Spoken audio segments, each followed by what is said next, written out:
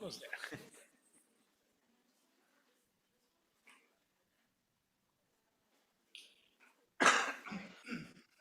Yeah. All right. All right. Perfect. Okay, online folks, we're about to start. Just hang in there.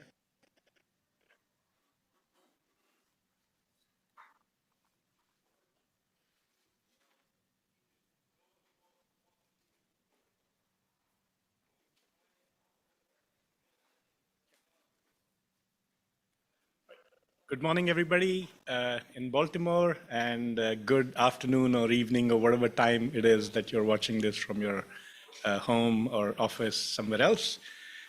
My name is Sanjeev Kudanpur, and it's my pleasure to get this show started.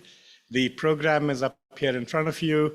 I'll begin with some opening remarks, followed by a presentation about the team that's working on omnimodal encoders, then about the team working on simulating conversations, followed by a short break. I say ambulatory break. I sometimes joke and call it a bio break. And as a matter of housekeeping for people in Baltimore, the restrooms are directly behind that wall over there. There's always coffee and munchies in case you're hungry, either because it's morning or it's jet lag or whatever it is. After that, we'll have the presentation by the health coaching team. And last but not the least, we'll go through some organizational and administrative information about the workshop and hope to end by 12. We are about 5 minutes behind schedule, but that's not a big deal. We'll try and make it up. Also, the breaks are quite generous. We can always cut them short if needed. A couple of important things about the presentation. We are streaming it live and recording it, and we'll post it to YouTube later. So I hope that's okay with everybody. If it's not okay with you, just keep quiet and your voice won't be in the recording. As for questions, we've asked each of the three teams to plan for a 30-minute presentation. The slots are 40 minutes long. That's on purpose. We want to have a lot of interactions and a lot of questions. So people in the room, the way you ask questions is you raise your hand and the presenter controls when he or she takes questions. And when you do get a chance to ask, you can go up to the two microphones on the two ends. If our student workers come along, they might even help by running the microphone up to you. And for people online, sorry, we can't have your audio, but you can type your questions in the chat in YouTube, and Paula or Harshida will look at your question and interrupt to say there's an online question. So questions are welcome from online as well.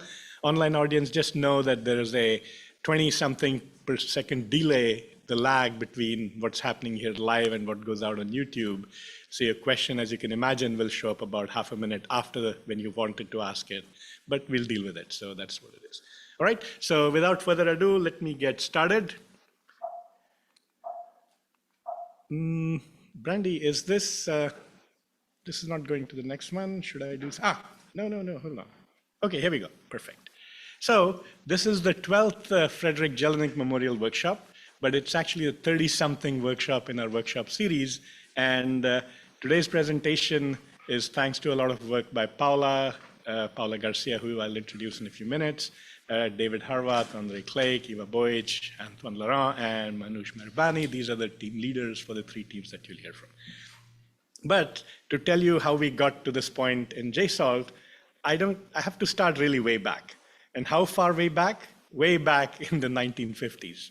Right? So this is because I want to tell you what the workshop's story is, what its tradition is, right? So in the 50s, there's a place called the Institute for Defense Analysis. They have a lab called the Communications Research Center in Princeton, New Jersey, IDACCR. And since the 50s, they've been doing this interesting experiment where they bring in a bunch of mathematicians, mostly faculty, but also fairly senior grad students, and they work on cryptology problems. And they've been doing it for a long time. They have a very storied history. All sorts of interesting breakthroughs have been made. And also, if you don't know, this whole business of hidden Markov models and their algorithms, they were born at Princeton. So they have actually a very long list of contributions to our field, right? And sometime in the, and their format is to, like I said, bring people over in the summer, lock them up in a room until they solve the problem, and then you get to go home. So about 30-some years ago, back in 1993, Jordan Cohen, who used to be at IDA at the time, felt that, but he was working on speech, felt that we needed something like this for the field of speech and language. So he got together with Jim Flanagan who had just stepped down from a fairly large research position at AT&T Bell Labs and joined Rutgers University. And together, they organized the first of these workshops at Rutgers in 1993 at Jim Flanagan's Cape Center. And then they did one more in 1994. So this is the beginning of the summer workshops in speech and language as we know them today, right? And then as time moved on, in 1994, Fred Jelinek was hired at Hopkins. For the younger people, this may or may not be a familiar name, but anybody who is halfway gray-haired or hairless like I am, you will find that this name is a legend in the field. Fred was responsible for bringing a lot of data-driven methods to speech and language. And he became the director of CLSP after leaving a long, illustrious career at IBM. And so when he came here, he brought the summer workshops with him to Baltimore, and he offered to organize them, and the various sponsors loved the idea. So 1995 was when the workshop came to Hopkins. And Fred did one thing, which was one of many things which actually has influenced how the workshops are run today. He basically made graduate students an integral, in fact, I would even say the central part of the workshop, saying we need the senior people, but we need the grad students. They're the real drivers of this field. And so graduate students became a part of the workshop, and one of the graduate students was this guy. And he was doing information theory, but then somebody said, come do speech recognition. So that's what happened. Time moved on. By the way, what were we doing in 1995? Language modeling. So believe it or not, LLMs might be the rage today, but they weren't invented yesterday. They weren't invented by Joshua Bengio. They go way, way, way back, right? And in 95, we had already determined that these were important enough a set of problems that a whole workshop, about 4 different teams, worked on how to improve language models. Of course, it's slow progress, takes a lot of time, a few breakthroughs in between in terms of ideas, models, data, computing to get where we are today, but you can see the origins. So the workshops went on. The typical format was to have 3 or 4 teams, depending on how much funding we had, about 15 people each, and pick the problems, work on them very hard. The other thing that Fred brought to the workshops was this idea that you'd prepare way, way in advance and so on and so forth. That was not characteristic of the first 2 workshops at Rutgers, but it became a thing once Fred got involved. The workshop actually did another innovation. In 98, we said, let's also bring in some undergrads. And the general line was, hey, these guys don't know what's not possible, so they might do the impossible. And indeed, it turned out we've had really good undergrads over the year. And in this picture, the 2 people in the top row from the left is Cynthia Kuo, third is Oren Schwartz. I even remember their names because these are brilliant people. Once they cross your path in life, you don't forget them. And so we started having undergrads, and it's been a big success. I'll tell you a few anecdotes later on if I have a minute. Okay, so it goes on. The other thing about the workshops, which is interesting, is that we've always attacked, problems at the forefront. It's really been avant-garde. So just to give you an idea, in '99, there was a team that is responsible for essentially having resurrected statistical machine translation from the ashes. So the story is that before 93, 94, a lot of machine translation was based on coming up with translation rules, bilingual lexicons, and so on and so forth. It was pretty much a handcrafted system. And there were a couple of guys at IBM, maybe 4 guys, who said, no, we'll do it just with data. We'll pretend that language translation is just another transformation of one sequence to another, and just throw data at it and use a channel model saying, a Frenchman really thinks in English, but when he opens his mouth, they come out in French. So all we need to do is reverse it and figure out what's going on in his mind. So they did that, and the 2 people who were at IBM who started this were Bob Mercer and Peter Brown. They said, enough of that, and they went off to Wall Street to start a hedge firm. And so the work sort of stayed in IBM until this team revived it. And ever since that, the field has not looked back. So Kevin Knight, John Lafferty, David Yarowski, who's a faculty member here, they were responsible. The other thing we did is, we were not always about only speech and language. We were very early in recognizing that these modalities have a lot in common, a lot to offer each other. So already back in 2000, we had a team working on audiovisual speech recognition, so trying to put video and audio together. Actually, it was more like images and audio because we couldn't process whole video streams. We had to take still frames and so on and so forth, but still a sequence of them to see if we could figure out lip movement and so on and so forth. This was led by Chalapathy from IBM. And this is not the only one. There have been a number of collaborative efforts with computer vision. So Giri Iyengar, who's now at Capital One, used to be at IBM, then Manmatha, I think, who's at Amazon, but used to be at UMass at the time, they worked on joint visual text modeling for retrieval. So they said, can we model captions of a TV program along with the images and video to help people retrieve content? Evelyn Zuckerman and Jan Newman from Comcast led a team where they said, hey, let's take this further. Instead of just objects, how about recognizing actions? So they looked at video from this program called PBS Sprouts. It's a cooking show for kids. So the audio or the text narrates things like chop the onions, dice them really fine, cube the potatoes and fry them. And so there are all these action words in the text and you can see the action happening in the video. So they were very early, again, trying to model them together and try to learn jointly from the two modalities. And you'll see some theme of that repeating when David gives his talk. Alex and Tamara Berg, they looked at thousands at that time, which was considered a big deal. I think they had 5,000 images with captions. Today you laugh at it, but it was quite important at that time to start working on the problem. And Alex Tamara, of course, are legends in the field of computer vision, and their work is actually the predecessor to what is now the CLIP model, the joint image text models that you have. And of course, we also did pure computer vision. Andrea Vidaldi worked on representing objects through their parts and recognizing them. And Andrea is at Oxford, and this is the group that later on came up with the VGG features that you might have heard about if you do anything with vision. So the short the statement here is this workshop has embraced computer vision right from the beginning, not just speech and language. So there you have at least three modalities: audio, video, or images and text. Okay, all this work, what does it get you?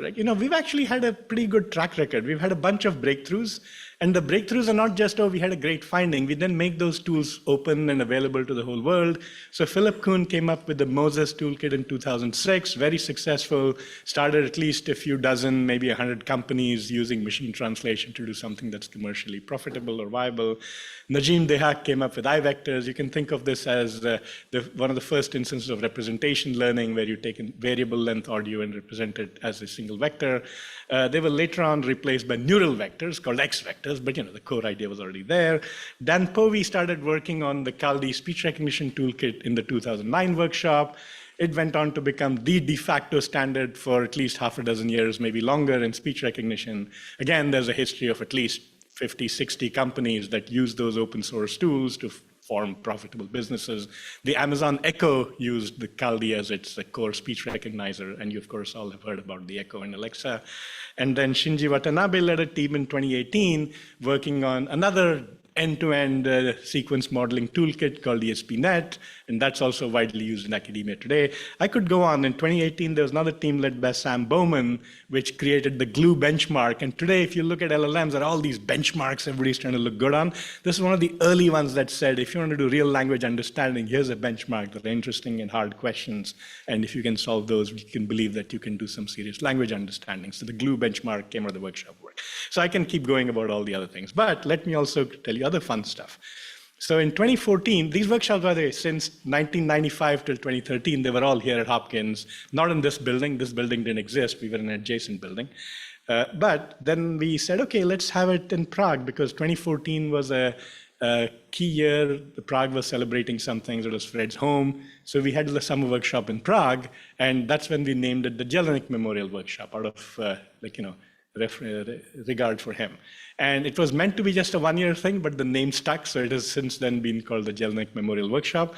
Another thing happened. I realized that, hey, if we have the workshop in some other city, I get to go out rather than just stay home and everybody comes and visits. So we had it in other places, 2015 in Seattle, 2017 in Pittsburgh, 2019 in Montreal, 21 in Le Mans, 23 in Le Mans, and actually in 25 we had it in Brno. And this has done a really good thing for the field. It has sort of brought everybody else into it. Now there's this feeling of shared ownership of the workshop. So the whole community gets involved in organizing it and running it and so on and so forth. The other thing the workshop does, besides these technical breakthroughs, starting attacking new problems in the field, the avant-garde business, as I said, is that it creates lifelong collaborations. So Erika is sitting over there, and I know her from at least 2008. I know Philip from 2006, and he's a faculty member here, and I can go on with other long-term relationships. And these relationships are very deep, they're very long, and people keep collaborating after the workshop. So don't think that the friends you make here for this summer, they're probably your friends for life. You'll keep doing work with them and so on and so forth. So the first picture starting on the left is this graphical modeling toolkit team. Jeff Bilms in the middle was the team leader, Jeff Zweig on the far end, and basically these guys have continued working together over the years. The one on the left, the closest to the camera is Peng Shu, one of our PhD students who went on to Google and so on and so forth. The second group in the middle is the computational, modeling. It's called CNTK, Computational Network Toolkit. They call DNNs computational networks. The guy with his back to us is Dong Yu. His paper in 2011 on using DNNs to improve conversational speech kind of shook the world and said, hey, wait a minute, take notice, DNNs are good. And then the others are other people that worked with him, and they're still fun people doing good things together. And the third picture is Franz Ock. So remember I told you about that 1999 machine translation team that resurrected it from the ashes? So Franz was a PhD student in that team. Then he came back in 2003 to try to continue improve machine translation using syntax.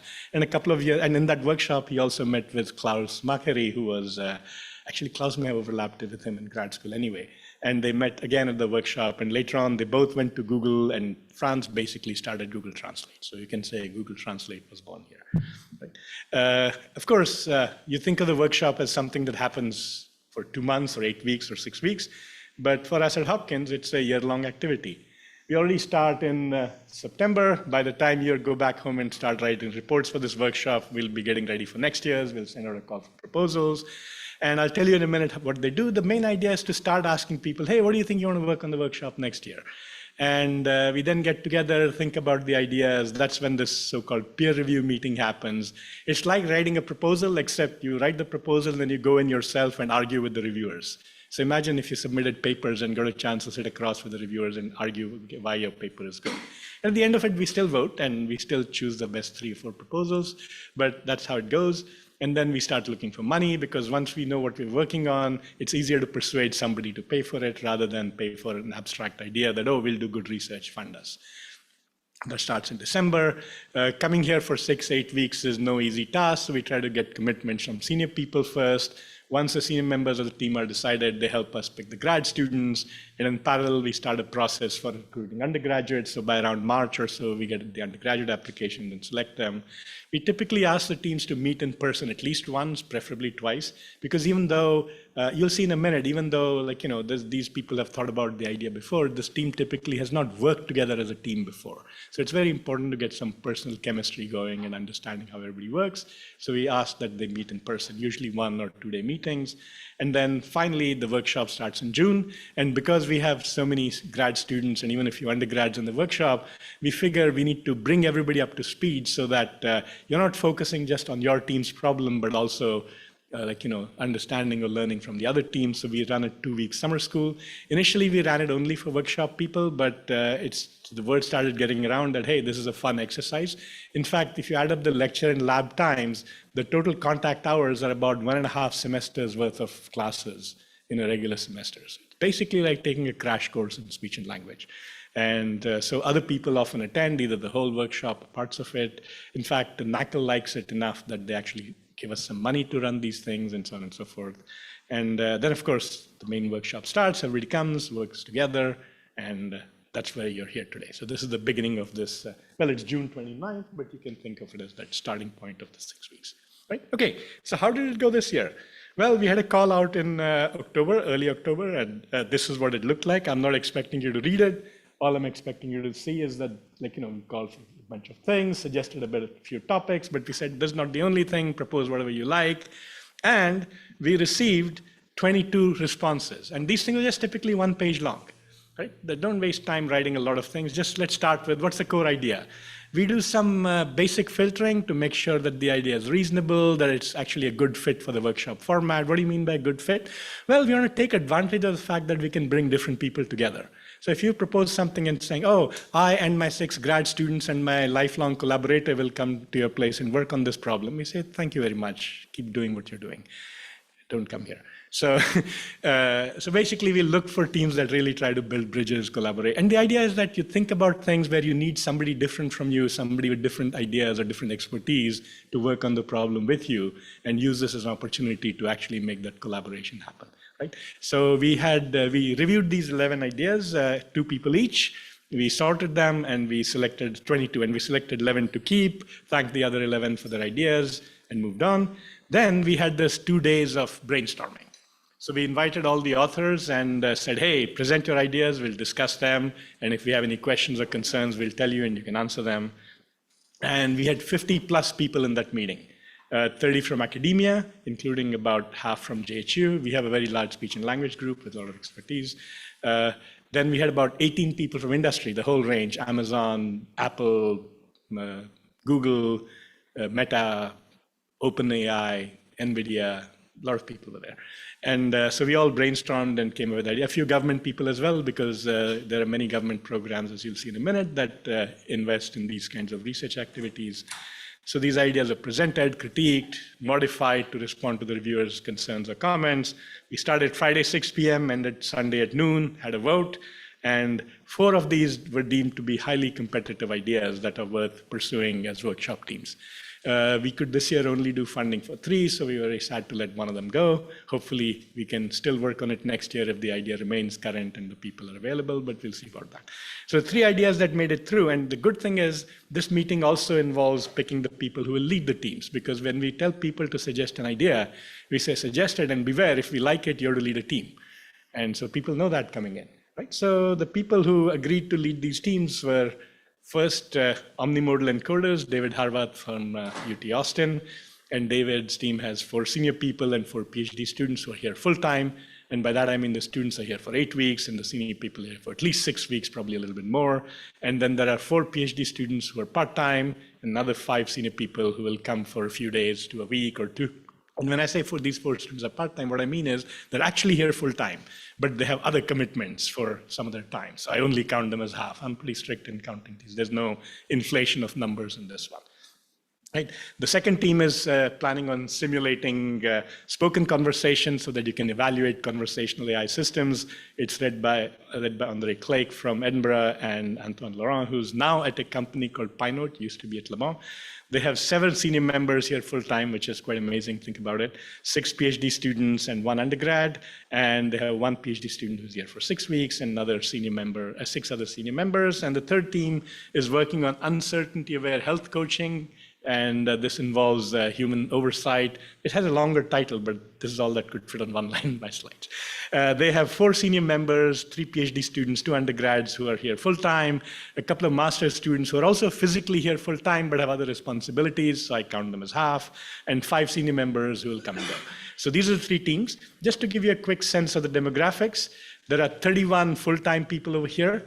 I added up their effort. If you assume that they work only 8 hours a day, that's more than 5 years of work. And if you assume they work a bit more, it's probably 7 or 8 years of work. About 30% of them are women, 70% men. Not bad. We could probably do better, but we're doing better than the average for computer science. And then the part-time is some similar, about 3/4 men, 1/4 women, 23 total. So that means 54 people will physically be here in Baltimore for at least some time this summer, working in close quarters with all the others.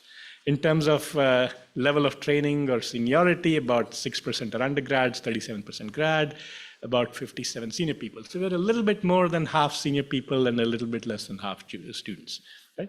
And finally, there's also a nice mix. About 3/4 of the people are from academia and about 1/4 from industry. So this just tells you that, well, to me, it says that we're working on relevant problems. Otherwise, why would somebody from industry whose business is to make money spend time working with us? So this might be useful. All right, so that's all, but I do have to say one more thing before I get into the technical part of today's presentation, the sponsors. So all this activity doesn't happen for free, requires a lot of resources. So we are very lucky this year to be supported by Amazon AI. It used to be Amazon AGI, but they keep reorganizing things, so I don't even know what to call them anymore.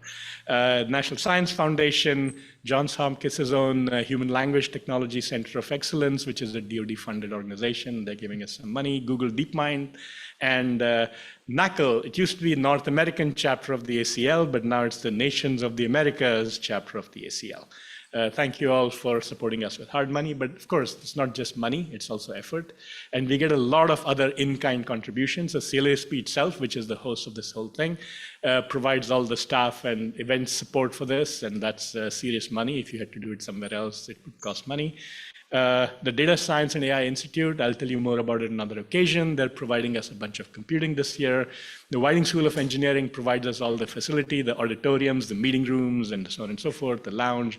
And this, again, when we've organized it in other schools, we found out that you actually have to pay for these things. In Hopkins, they just give it to us because they like us. And then Google Colab gave us some computing for the summer school portion, which I'll tell you about in a minute. And last but not the least, Brandy and her gang at the Center for Learning, Design, and Technology, they're helping us with all the videography with this event. So thank you, Brandy. All right, okay. So with that, let me hand off to David. David, if you could come up. And while we are handing off, if there's a quick question for me, I'll take it. But if not, I'll let David go. So I'll be on the side here in case you have a question.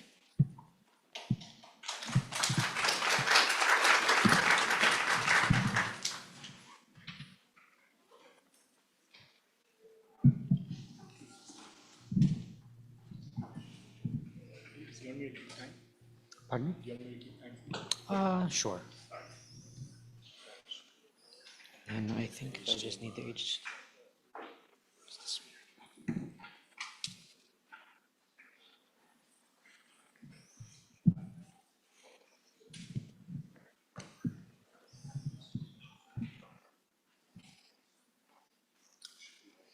Okay.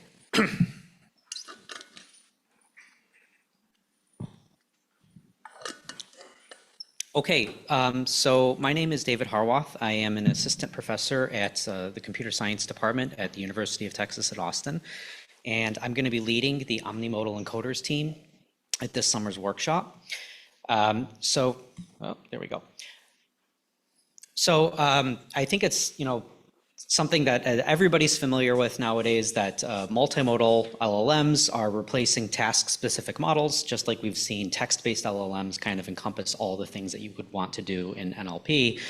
If you look at these models, whether it's the latest versions of ChatGPT or Olmo or Gemini, they can natively process not only text tokens, but also general audio, images, video inputs, all tokenized in their own way, but then kind of interleaved and combined with text tokens and just fed to the model as this big mishmash of information. So what that means is that capabilities that you used to have a specific model to handle, whether it was translation or speech recognition or sentiment analysis, we're now kind of unifying all of these different models and these different tasks together. And the key ingredient that makes this happen, in addition to that transformer LLM backbone, is these modality-specific encoders that actually take an image or a video or an audio recording and tokenize them in such a way that they can project that information into a stream that looks just, to the model, it looks like it's just more text tokens, right? And that it can process these all and reason over them all together. But the thing is that a lot of the models that people are building of this style nowadays are very, very ad hoc. So you'll kind of take an LLM backbone, and then you'll take a few encoders off the shelves that are pre-trained, a VIT here, a Hubert model there, a Whisper model there, and you just kind of, glue them together like Lego blocks and kind of hope for the best. But what we're asking during this workshop is, what are the future encoders of the nth version of GPT or Gemini or Olmo going to look like? Is it still going to just keep following this pattern? So the first thing that we're asking is, how can we make encoders that work for a large number of tasks? So currently, the multimodal training paradigm that we use, it puts a really big burden on the encoders because it expects them to produce task universal representations, right? So if you have an audio encoder, which is the Whisper model, and you hope that your downstream LLM is capable of not only doing speech recognition, but maybe also speech translation or also acoustic event detection, the information that needs to enable those downstream tasks has to be captured within those representations. And if you had only pre-trained your encoder to do ASR, it's maybe not really reasonable to expect it to capture the kind of information that you would need to let the model, detect the sound of a dog barking or a police siren or something kind of like that. But the problem is that we don't really know all the tasks that the LLM is going to have to solve in advance. So in some sense, we don't want our encoders' representations to throw away information. But at the same time, the encoder should minimize the amount of representation learning the LLM backbone needs to do when it actually has to be fine-tuned to do some sort of task. So we want to not lose information, but we also want to have like low sample complexity for downstream learning. And these goals are kind of in tension with one another, right? Because abstraction is, what leads you to low sample complexity, but abstraction is also kind of learning what to ignore. But if you don't know what you shouldn't ignore, this is kind of something that's a big challenge. Another question is, how many encoders do we actually need? If you dig into the details of a lot of these models that are assembled with these ad hoc components, you'll see some weird things. So for example, Salmon is a popular multimodal LLM, but it's actually got two different audio encoders. It's got a Whisper encoder and it's got a Beats encoder. And the reason is because Whisper was pre-trained for speech and Beats was pre-trained for general non-speech audio. And it turns out that you can get better performance if you kind of stack these things together, and then you want to look at doing downstream tasks which sort of span both non-speech and speech tasks. And so it seems like this is maybe an inefficiency, that we would really want to have encoders which can share parameters. Maybe we should only have one audio encoder. Maybe it's actually a good idea for an audio encoder and a vision encoder to share some of their parameters, or at least be able to extract representations which know about one another, right? So if you feed some image, video frames into the model as well as an audio waveform, and maybe there's kind of correspondence between them, maybe the features that you extract from each modality should somehow be contextualized given the other modality. So we're going to be asking how we can both more efficiently share parameters, but also better align representations from different encoders that maybe capture different modalities. And then there's the question of how we should even train these encoders that are encoding information from different modalities. So today, if you look at models like CLIP or CLAP, the dominant way that we do cross-modal alignment is with some sort of contrastive objective, whether that's info NCE or the sigmoid loss or something like that, where you're just kind of taking pairs of inputs from different modalities and having the model figure out which pairs go together and which ones are not like the others.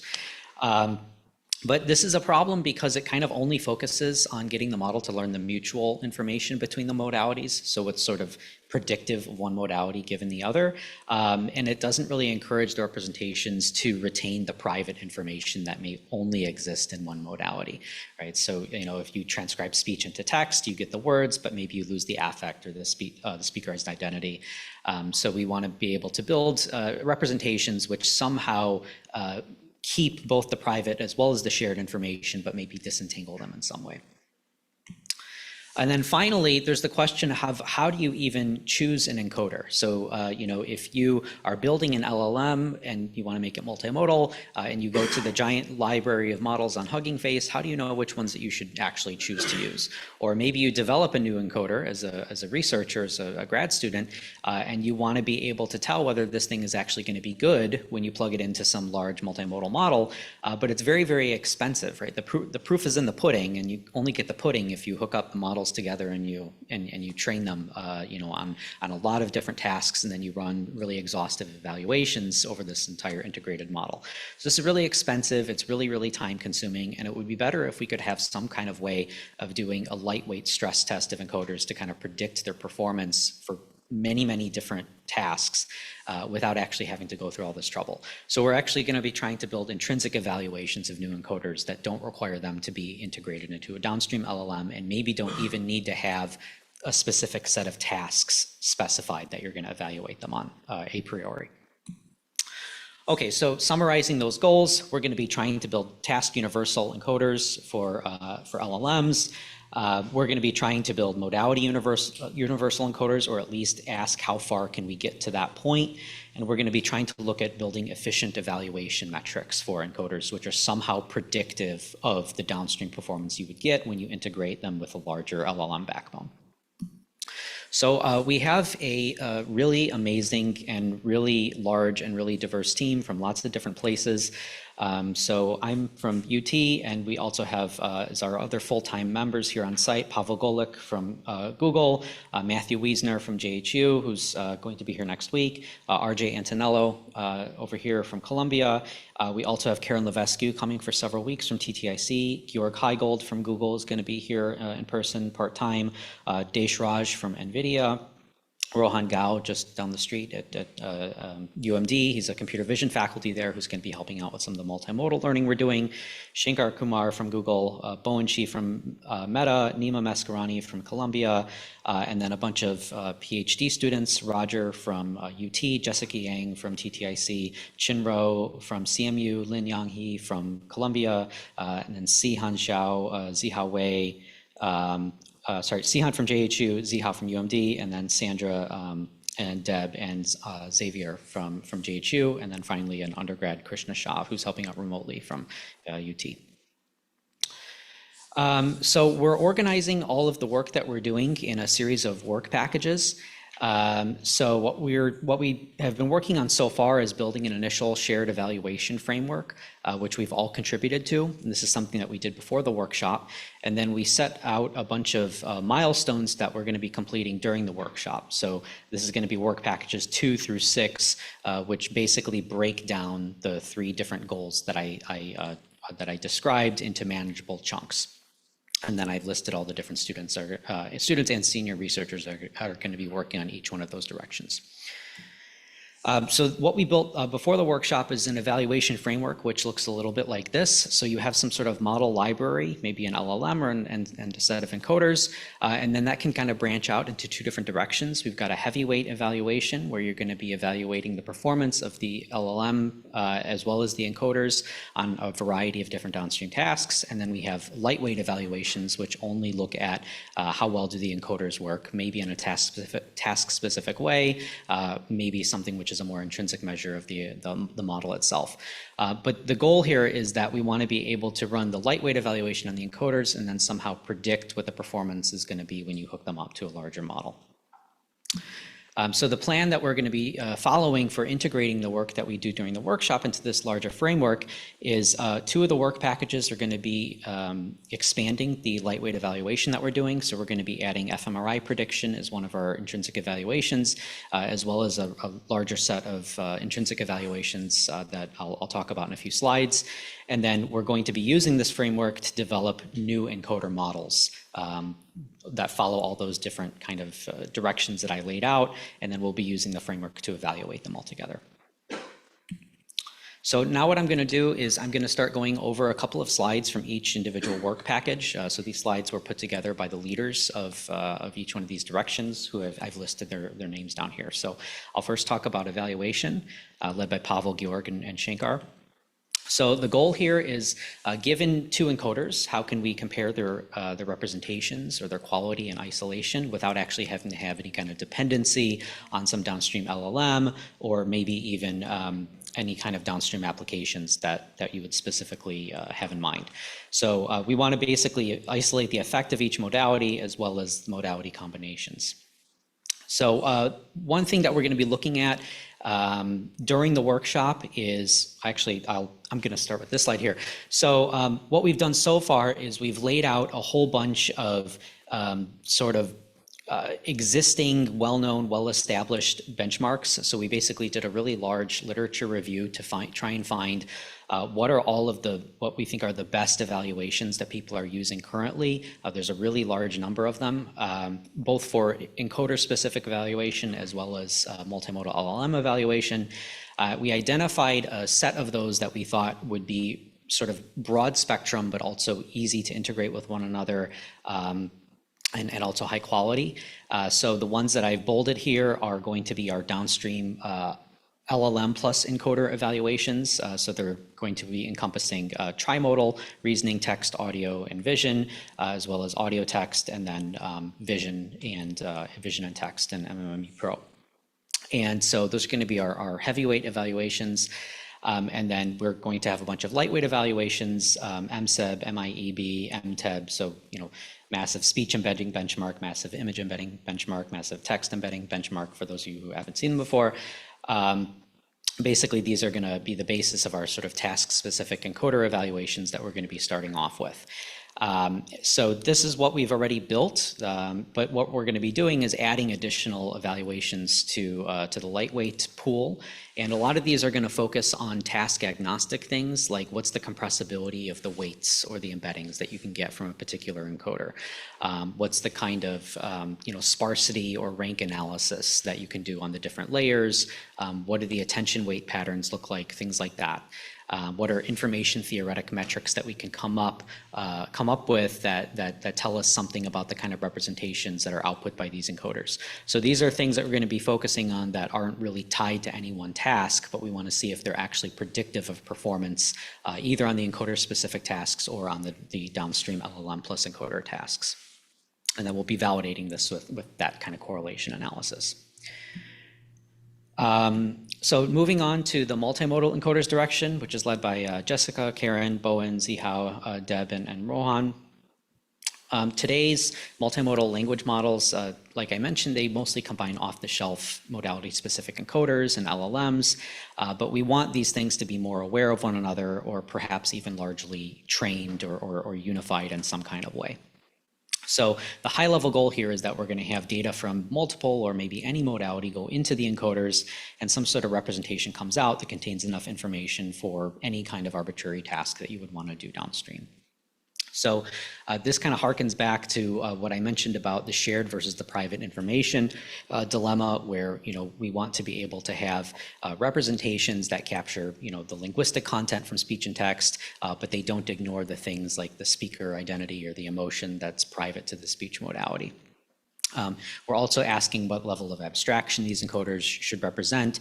So it's well known that things like Hubert or WaveLM that we often use for encoding speech information, they tend to kind of, capture information mostly at the phonetic level.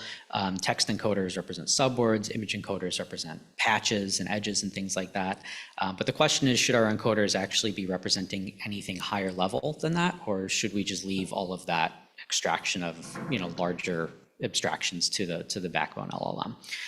And then finally, we're looking at what kind of different settings do we care about for multimodal processing, because there's a couple of different ways in which you could encounter multimodal information.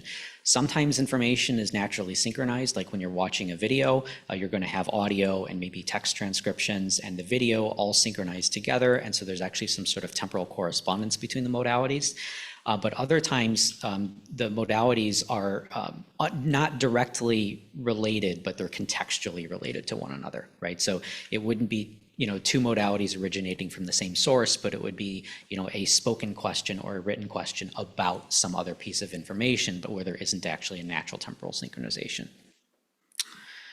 And then the next question we're going to be asking here is, how many modalities are there really, right? So something that we've seen in the audio and the speech processing community is that music and general non-speech audio and speech processing, they're kind of separate in their models that they've been developing.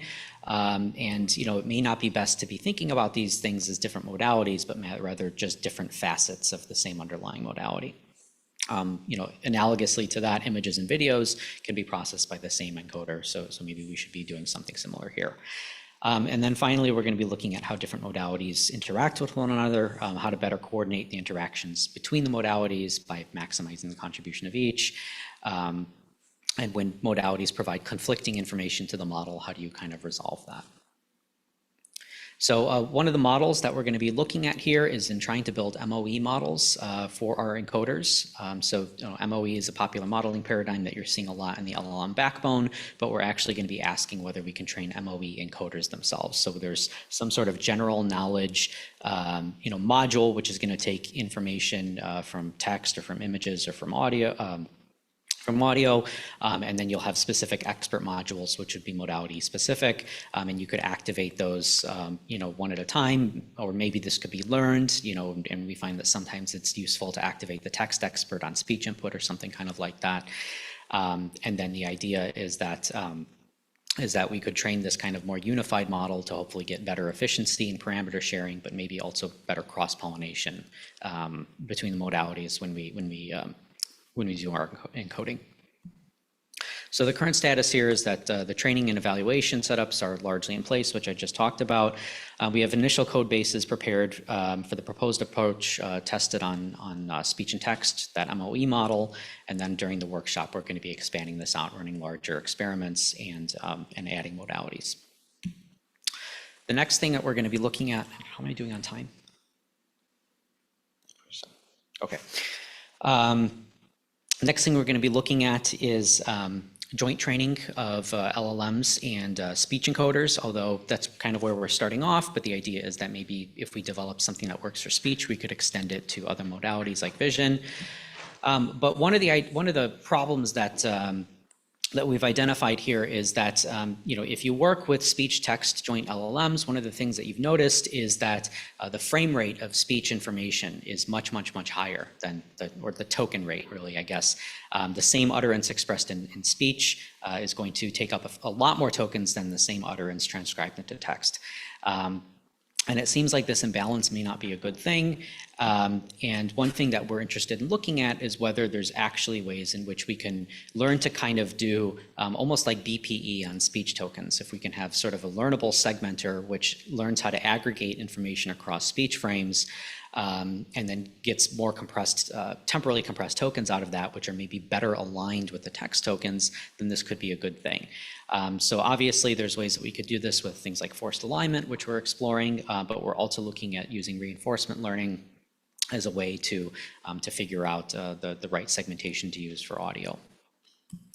So the current status here is that we're setting up some additional evaluation tasks which are specific for this direction, where we're looking at additional things like emotion recognition, word stress, speaker verification, paralinguistic tasks like that. And then we've got several different baselines set up. So we have train once, then fixed segmentation, and then using basically just off-the-shelf models for doing things like phonetic or syllabic segmentation in the speech, as well as deriving those segmentations from word boundaries or phone boundaries given like a forced aligner. And then we're going to be looking at learnable segmentation methods during the workshop. The next direction that we're going to be looking at is disentangled representation learning for audio and speech, and it's led by Chinro, Matthew, Deish, Sandra, Xavier, and Sihan. So this is another kind of way of looking at this sort of conundrum where we see speech and general audio encoders often sharing the same self-supervised backbone, but they have different adaptation methods or different pre-training methods which get them to emphasize or learn different information. So maybe you have a 12-layer transformer, for your audio understanding or your speech recognition model, but they end up learning different things because you pre-train them on different data with a different objective. So we're looking at to the question of whether we can actually unify those models together, but maybe disentangle the speech information from the general audio information. And so we're looking at a few different ways of doing that. We're going to be looking at basic, straightforward things like, okay, just initialize your model from one backbone, but do some sort of multitask, fine-tuning with, both speech recognition and also audio understanding objectives, but maybe do some things like encouraging layer-wise specialization. Or, when you actually hook up the model to the LLM, oftentimes we just kind of take like the last, the last layer's outputs and say, okay, those are our tokens. But we've also seen from a lot of work analyzing the representations that these models learn, that there's sort of a differentiation of the kinds of information that audio and speech encoders learn across the different layers of the model. Lower layers of the model tend to capture maybe speaker information or things closer to the acoustic waveform, whereas higher layers tend to capture things like words and phones. So maybe we should actually have like a superb style weighted sum kind of information aggregation across the different layers when we're projecting into the embedding space of the LLM. So the progress here is that, again, we've kind of got our evaluation setup made and the data sets that we're going to be using for that identified, and we're going to be looking at doing the multitask training during the workshop, as well as these other methods I talked about. Okay, I know I'm a little bit short on time, so the last direction I want to talk about is using neural data to both improve as well as evaluate multimodal encoders, and this is going to be led by RJ, Lin Yang, and Nima. So the idea here is that we want to use neural data as a generalized multimodal representation benchmark. So the idea is that if the brain is doing a very, very effective and efficient way of compressing both speech and vision and other kinds of information, then maybe what we could do is we could actually take measurements of people encountering different stimulus, like watching an episode of Friends, record what their neural activity is, and then see whether our speech or video encoders can actually predict what neurons light up in a person's brain when they encounter the exact same information. And if you can predict that, then that maybe means that your encoder is actually going to be really good for lots of different tasks. RJ and Lin Yang have set up essentially that exact experiment where they have lots and lots of recordings of people's brains as they're watching the TV show Friends, and they've got a bunch of baseline models set up where they're trying to predict these fMRI recordings given like a speech encoder or a vision encoder. So that's one thing that we're going to be looking at, is seeing whether that kind of evaluation is an effective proxy metric for encoders when we plug them into an LLM. But the second direction that we're going to be looking at is actually using that brain information to then improve the encoders themselves. So the idea is, can you just basically further train your encoders on predicting the neural data task? And does that actually help them better encode the speech or the vision inputs? So this is called brain tuning. There's already been some research which has shown that for certain cases, if you brain tune a speech encoder model, that you can improve its understanding of semantics from speech. Other directions have been less explored, such as brain tuning vision encoders. So these are the kinds of things that we're going to be looking at. And then one last thing that we're going to be looking at in this direction is using neural data as a guide for learning a good initial input space. Most of the, say, speech or audio encoders that we use, they start off with a MEL spectrogram or maybe a waveform, but neural data might be able to provide more brain-like features upon which we can train our models to become better at multimodal tasks. So this is something which we've had a little bit less progress on, but we're thinking sort of, can we learn, maybe infer the right kind of Gabor filter structures or things like that to learn and use that instead of a MEL spectrogram with the aid of brain data. Okay, so with that, I'm going to turn over to Q&A. Right. David, you finished well on time. You have plenty of time. In fact, you finished a few minutes early. So we have time for questions. So everybody, please feel free to ask questions. Jason, would you please come up to the mic? Sure. I was targeting 9:55. Oh, okay. Yeah, because I knew we started 5 minutes early and I was... It was more like 10, so. Okay, sorry. All right, no, cool. Yes, Jason. Yeah, thanks, David. This is great. So you had talked about having encoders be aware of one another. And I don't remember if you talked about how that might be accomplished, but that does seem to be the strangest thing about the current setup. So right now, if I stay in the linguistic domain and I have a system prompt followed by a document, when I'm encoding the document, I get to attend as I encode to the system prompt, right, at least to the lower layers of the encoding of the system prompt. Right. There's other architectures where the encoding is bidirectional, and so the system prompt gets to figure out, the encoding of the system prompt gets to figure out what the instructions might mean by looking forward at the document. Yeah. There's also versions where encoding the document gets to look at the top layer of the encoding of the system prompt and not just the intermediate ones in the original transformer paper. So is there a prospect to have encodings of different modalities look at the instructions and look at one another? Yeah. So that's exactly what we've been kind of discussing and thinking about, is this idea that, like, if you could take, just imagine you have Hubert or Whisper or something like that encoding your speech features. What if that model could also take in a text instruction which somehow specifies like what you're actually going to be using those features for, right? So maybe you're going to be trying to count the number of times somebody clapped in audio. It would probably be advantageous, or maybe there's some way to actually tell the encoder, okay, you're going to be like looking for loud events, and you're going to have to count the number of them. So, extract some representation, which is going to allow you to do that. So that's sort of the first thing that we're thinking about, is like, can you basically encode the downstream prompt in text and give that to the encoder and have it modulate the representation that it's outputting with that information in mind? Thanks. But wouldn't this run contrary to the idea of having a task independent representation, or do you think of it as? Well, maybe. I mean, I think that if if the encoder has the potential to output a representation, which could be good for any task, but you could kind of steer it, almost like give it selective attention to say, okay, well, for this particular task, like this is what you're going to be doing. But if you change the prompt, then you could the same encoder could still output a good representation for doing something. So you're going one step beyond task agnostic. You're saying task adaptive. That would be a good way. Yeah, that would be a good way to describe it. I don't think that that's the only thing we're going to be looking at. Like the MOE stuff is more looking at task agnostic, for example. But then I think this would be something which was like like you said, task adaptive. Other questions?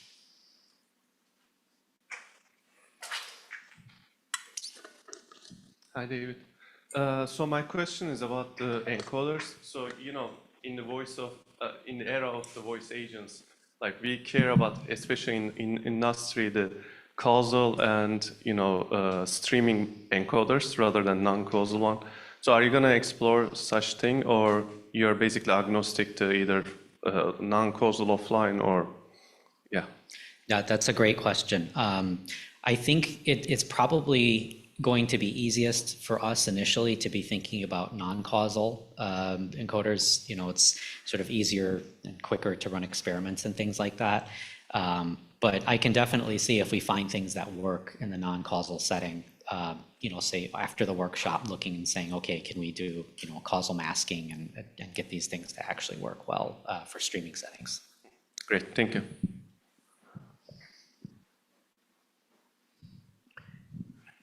Other questions? So I had one about the part where we're looking at disentanglement and control and so on.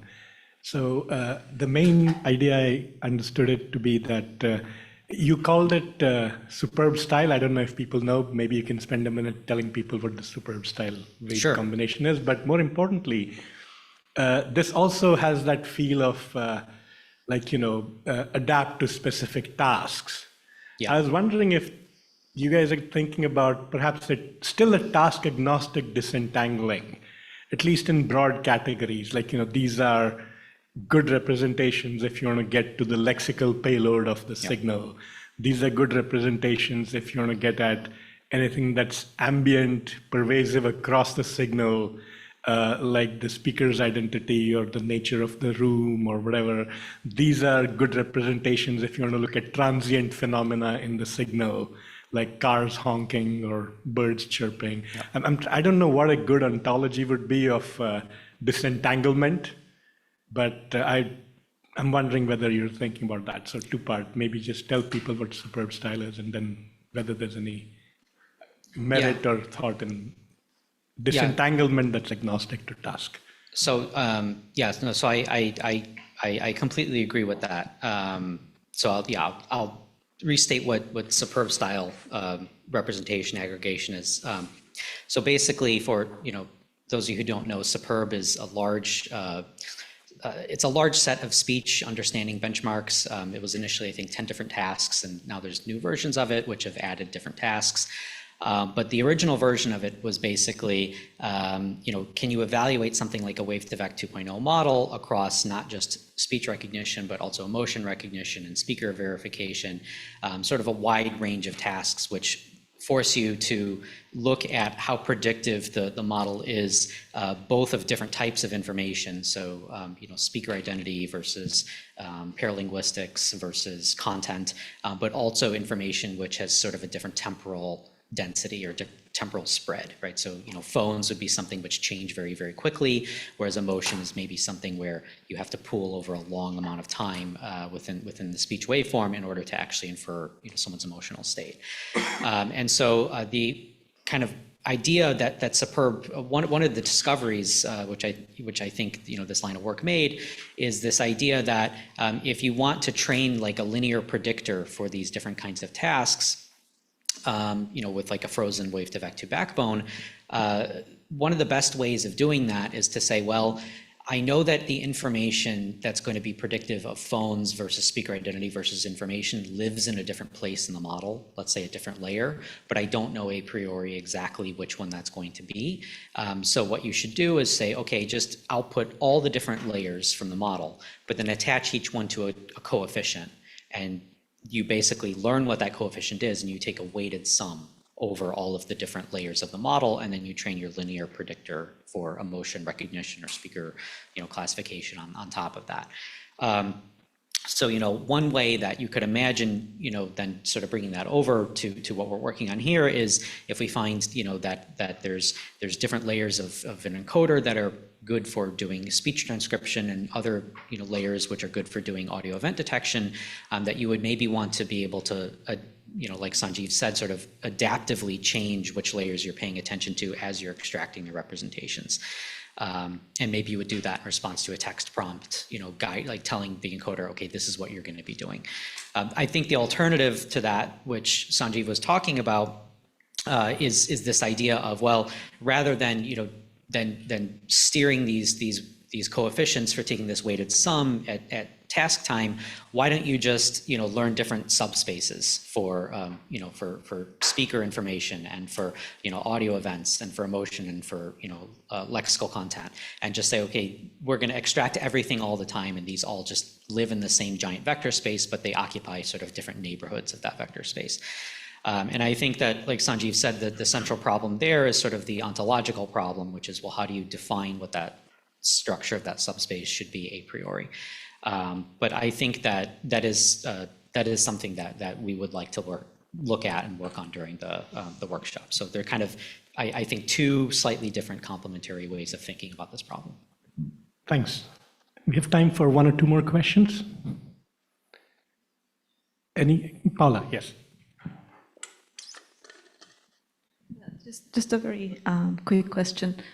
Are you planning to use some kind of synthetic data for any of the training or, I don't know, evaluation or something? So most of the evaluations that we've put together, they don't use synthetic data. They tend to use real data. It's possible that we might end up using synthetic data, but that's not something that has really, I don't think it's something that we've really prioritized or identified like a strong need for.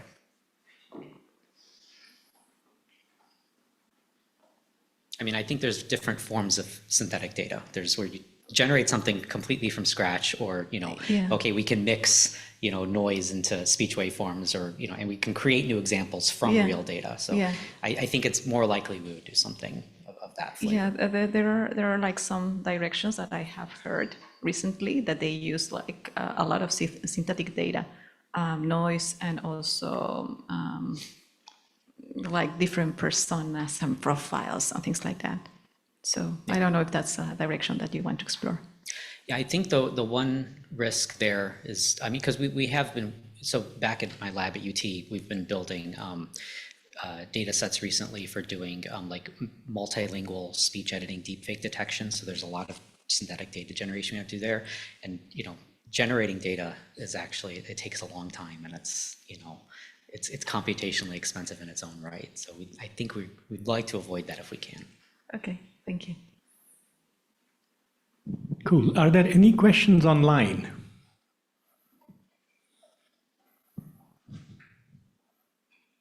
Okay. Last chance for one more, Damianos. Okay, we'll let this be the last one. Could you please tell us a little bit about what data you'll be using? Because I probably missed that. Yeah, so there's, so each of these evaluations, so there's going to be training data, but then there's going to be evaluation data.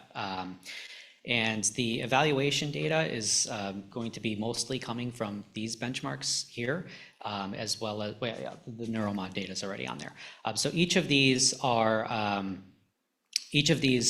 sort of a large scale data set in their own right. So like, for example, MMAU Pro was actually something that came out of this workshop last year. So Ramani's team built this large scale data set of of very complex audio question answering pairs. So there's sort of acoustic scenes and then questions about those acoustic scenes, and then the answers, the ground truth answers given for them. So this is one of the evaluations that we're going to be using. And then OmniBench is similar, but it deals with both audio and image inputs, and then questions that ask about, audiovisual information in such a way where the questions are phrased where you actually can't answer them by only looking at the audio and only looking at the image, or only looking at the image. You actually have to use both inputs at once. And is there a possibility that your techniques will be generalizable to completely different, let's say, problems? Like I've seen that in science discovery these days, people are also interested in disentangling spaces and coming up, let's say, solving multiple tasks related to a scientific field, and then coming up with representations that are very relevant to some underlying law. I hope so, is my answer. The way that we're going to hopefully be able to tell that or to see evidence of that is the fact that because these evaluations spread such a large range of tasks, so you have MMAU Pro, which is question answering about general audio. We have, OmniBench, which is question answering about audio visual input, MSEB, which is the massive sound embedding benchmark, where basically we're going to be having to do, tasks ranging from speech transcription all the way to audio event detection to speech to image, search, like retrieval, where somebody is describing a particular image and you have to retrieve the image that they're talking about. So because these evaluation tasks span such a wide range of different things that you could want to do with an audio input, we're hoping that if we can build representations which we can show work well on all of these without having to, really like force them to actually be good at that via, very heavy supervised fine-tuning, that the hope is then, okay, maybe these things are actually just kind of pretty good in general and have a low sample complexity for lots of different tasks, even ones that you don't know that you want to solve yet. With that, let's give David and his team a big hand.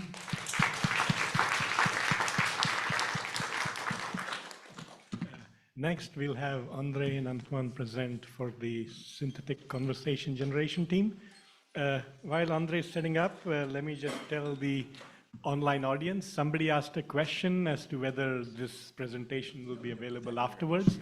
The answer is yes, we will put it on YouTube. May not be right away. Brandy and her team will help us do a little bit of post-editing on it so that we remove all the dead spaces and so on, for example, when we take a break in a little while, and then it'll go on YouTube at some reasonable time. Yes, it'll be there. And online audience, again, we welcome your questions. Because of the format, you can only type them in the chat, but please do. And if it's during the talk, we'll interrupt the speaker and see if they want to take it then, and if not, we'll just wait till the Q&A period. Andre, all yours. Okay. So good morning. My name is Andrzej Klejch, and I'm a senior researcher at the University of Edinburgh. And I'm going to present on behalf of our team, Simulator for Evaluating Spoken Conversational AI. So everyone in our team, and I think that everyone hopefully in this room believes that speech is the most natural form of human communication. So speech should be the best way to interact with computer systems. Now, in recent years, there has been a lot of interest in improving conversational abilities of models, and one such change was caused by full duplex models. So I like this tweet by Dash, where he explains what full duplex models are. So full duplex models are all the rage in voice AI right now, but what is full duplex? Think of it like the difference between a normal phone call and a walkie-talkie. In half duplex models, only one side talks at a time, so it's press-to-speech situation. In full duplex models, both sides can speak simultaneously, and this allows us to have more natural conversations with systems. Now, we have started working on full duplex models in Edinburgh last year, where Chicken Lamb convinced Mike, Nick, and me to try to build a full duplex model on academic budget and try to build controllable model that we can control how the model speaks. This paper will be presented at ACL next week, but when we worked on this model, we realized that while we can build models, it's very hard to evaluate them. At that point, there was no standardized evaluation pipeline for full duplex models. Since then, there have been several papers that proposed new evaluation metrics for full duplex models. Full duplex FD bench, full duplex bench 1, 1.5, 1.5, and 2. So there has been a lot of work in this, but in our opinion, the evaluation still has some limitations. So if you think how we can evaluate conversational systems, there are many ways. The most obvious one is to let users talk to the system, but this is very expensive and it doesn't scale very well. So we need something that can be automated. So how can we automate it? So first option is that we do only one turn. We ask a question to the system and the system replies. That's good, but we want to engage in multi-turn conversations. So how can we do multi-turn conversations? So the way how to do it is that you pre-record conversation and you play one part of the conversation, one side. And this is what several of these papers did. The issue with that is that this is unrealistic because it doesn't model how the conversation evolves. It can diverge from the original conversation. So what we need to do is to have a simulator that can simulate the user and talk to the system and react to the system responses. So based on this experience, we joined forces with a team from Pianote, and we proposed this project for JSOLT, where we try to build simulator and build evaluation metrics for conversation. And this all needs to be done with data annotation, efficient data annotation pipelines, because the most interesting aspects of speech and conversations happen when there is overlap speech. And at the moment, there's a big bottleneck for data annotation pipelines. So our team consists of PhD students, undergrad students, and senior researchers. So in terms of PhD students, we have Maike from KIT, Harsha from KTH, Nacho representing Pianote and University of Madrid, Patricia from Charles University, Peter from Brno University, Holang from Illinois, Vishwa from Texas, Dallas. And then we have 3 students that are working with us fully remotely because they can't come for various reasons. So one is Nick Rosenbach from Aachen, Willem Zohar from ATH, and Jin Zomo from Edinburgh. Then we have senior members, Peter, Thomas, Dominic, Antoine, Erika, Nick, and we have senior members that affiliate members, Markus, Emre, Sam, Hervé, Katrin, Jan, and Peter. We are quite distributed team on the globe. So we have universities from Edinburgh, KIT in Germany, Charles University and Brno University in Czech Republic, KTH in Sweden, ETH in Switzerland, University of Texas Dallas, Illinois, and Carnegie Mellon in the US. And we have also industrial partners from Pianote, Aptec, NICT, NICT, Amazon, Solventum, and Sesame. So if you look at the map, we are very spread, so it was hard to find a spot where we could all meet and discuss our project. So I would like to thank everyone that some people had to stay quite long in the evening and some people had to meet very early in the morning, but we managed. And we also had one in-person meeting at Charles University, so we are very grateful for Charles University to host us. We spent 2 days discussing our project. We had very nice meals there, and I think I can admit that even though I lived in Prague for 6 years, our local host showed me places that I haven't seen, and I'm very glad that I saw them. So what is our plan for the summer? So our plan is to build open source, fully automatic pipeline for evaluating conversational AI. So imagine this conversation where the user starts saying sarcastically, "You have been so helpful. I'm sorry, is there something, right? Oh, actually, I wrote this poem for my friend. Do you think it is good?"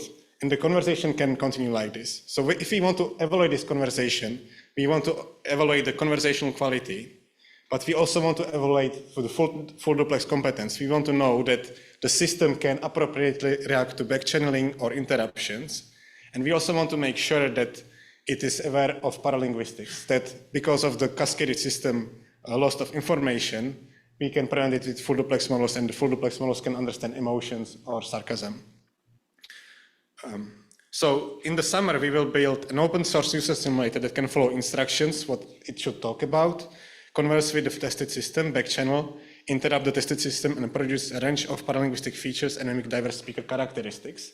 This will be enabled by data annotation that will allow us to prompt these models, extract these behaviors, and then test them in conversations and correlate them with human perception tests. So the whole project will be split into 3 work packages. One package is about building the simulator. One is about building the efficient data annotation pipelines. And the last one is about building evaluation metrics for conversational AI systems. And the first work package will be led by Maike and me. And we are going to build a full duplex simulator and cascaded simulator. So our wish list for the simulator is that the simulator should act like an actor. We wanted to give it a script, and it should act this script when talking to the system. But when the conversation diverges, it should be able to improvise and get back to the predefined scenario. In addition to the prompting with the script, it should be also able to instruct the model to mimic certain speaker characteristics like voice identity or persona. We also want to say how it should behave in conversation, what its turn-taking behavior should be, whether it should backchannel or interrupt. And then we might want to prompt it with prosody and emotion to see how the systems react. When we build this model, we will need to evaluate it, its ability to engage in multi-turn conversations, because the multi-turn conversation is the core of evaluation. So it needs to be able to converse for 40 seconds or 1 minute. And it needs to follow instructions in terms of the scenario, speaker characteristics, and turn-taking. Excuse me. And it also needs to be able to generate diverse conversation. It is not enough to test on one specific conversation, but it needs to be able to generate diverse conversations. Ideally, if we let the simulator talk to itself, it should be able to simulate the whole range of conversations like humans do. And finally, the simulator needs to be able to generalize to unseen scenarios. So we will train the model on chit-chat conversations, but if the model can follow the instructions, it should also be able to test task-oriented conversations.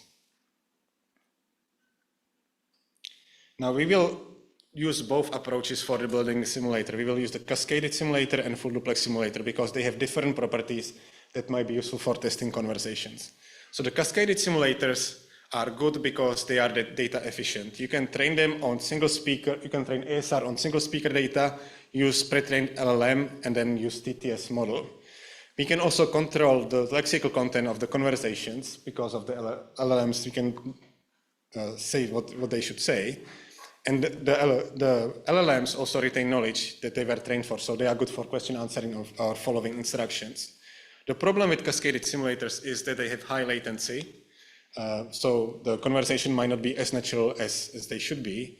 They need semantic endpointing to know where they should talk, when they should talk, and they are only half duplex, so they cannot backchannel and interrupt. On the other hand, the full duplex simulators have very low latency, and they have better turn-taking abilities. They should be able to backchannel and interrupt, but they require a lot of data to train, and it's hard to control or steer their conversation. And during training, they also lose the knowledge from the LLMs. So we already have a cascaded baseline built by Nick Rosenbach, and we will use the F-actor for full duplex simulator. And during summer, we will also want to compensate for these disadvantages of these approaches and try to bridge the gap. So one research question that we want to explore is how to achieve better controllability of full duplex models and improve latency of cascaded models, or do latency masking or enable them with backchanneling and interruption. One question, the recurring question during our conversation was, how can we leverage the knowledge that we know that simulator is talking only to a voice agent. So we know that it's talking to voice agent, so the speech should be cleaner, there should be no background noise, it should be more intelligible. So we will explore how to leverage this knowledge to build simulators that are more efficient. In the second work package led by Antoine, the second work package will build data annotation pipelines based on interactive speaker diarization. So the motivation for that is that a lot of speech, a lot of conversational data is still single channel data. And the most interesting aspects of these conversations are in overlap speech. But currently, speaker diarization suffers from missed speech and false alarms or overlap speech, and it can't predict the right number of speakers. And these errors affect the downstream analysis. So we need to build ways of improving diarization in these conditions. So what Work Package 2 is going to work on is putting human in the loop for feedback to enable interactive correction of diarization outputs. So how the current baseline works is that it produces speaker diarization output and then asks human to annotate where the overlap happened. And this feedback is then used to improve the diarization output and improve the model. During JSOLT, they will work on incremental interactive loop where they can produce more feedback, different feedback types for the model, and apply this feedback to the whole conversation.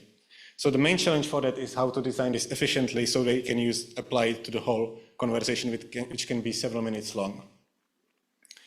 The baseline that they built looks like this. So imagine that you have an input signal with annotations about speakers, and you realize that at this point, feedback from the user is that there is overlap.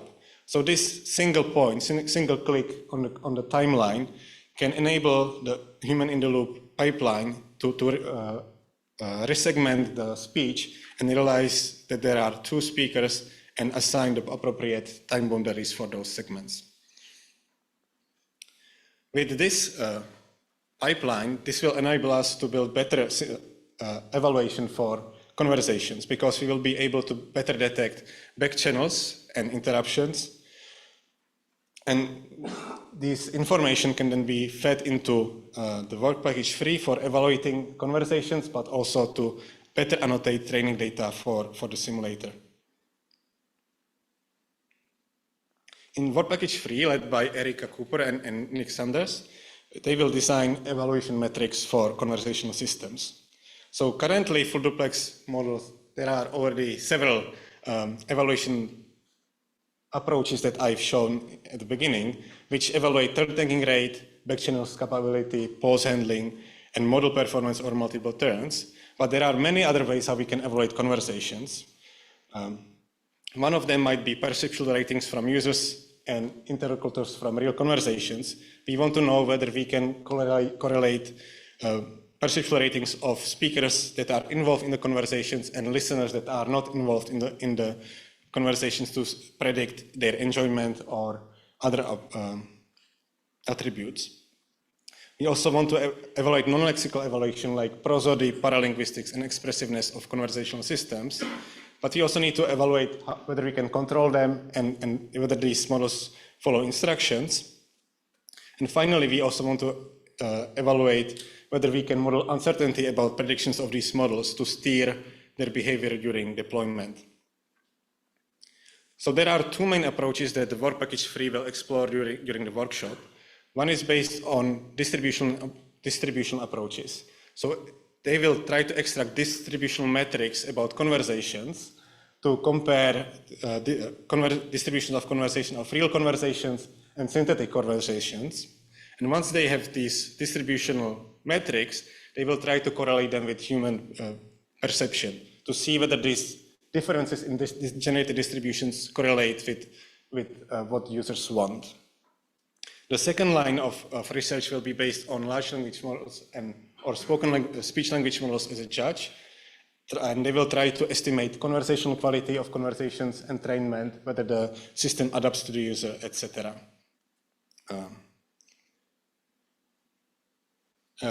In the run-up to the workshop, Work Package 3 ran several pilot listening tests to try to establish a framework for evaluating conversations. So during these tests, they try to see how to select training or evaluation data for this listening test, how long the conversation needs to be to get good feedback, because if the snippet is too long, we don't have enough conversational content, and if it's too long, then it's too difficult, and there might be listeners' fatigue. This also discusses the option how to design the listening test, whether we should do A/B testing, Likert scale, or different approaches for comparing conversations. which to enable us to have statistical power to make significant predictions. And they also explored how to mine conversations for these listening tests. We ran one pilot test on Wednesday during the summer school, and I think it was interesting, and it showed us that we still need to fine-tune how to run these evaluations. And then one thing that we noticed during this exercise is that it's not very easy to map enjoyment or engagement when predicted by first speakers that are involved in the conversation with listeners that were not involved in the speakers. So we need to test also this first and third person opinions when building these conversation evaluation metrics. So the evaluation workflow that the work package 3 will use is that they will select a research question based on their literature review that they've done. And then based on this question, they will mine data from Candor dataset and run a human evaluation study to predict different metrics that they want to study. Then they will develop distributional metrics and LLM metrics and correlate them with these predictions and design more refined this to get better performance. Okay, thank you. All right, you finished way early. You have more than 10 minutes of your 30 minutes, so we have plenty of time for questions. Manush. Thank you, Andre.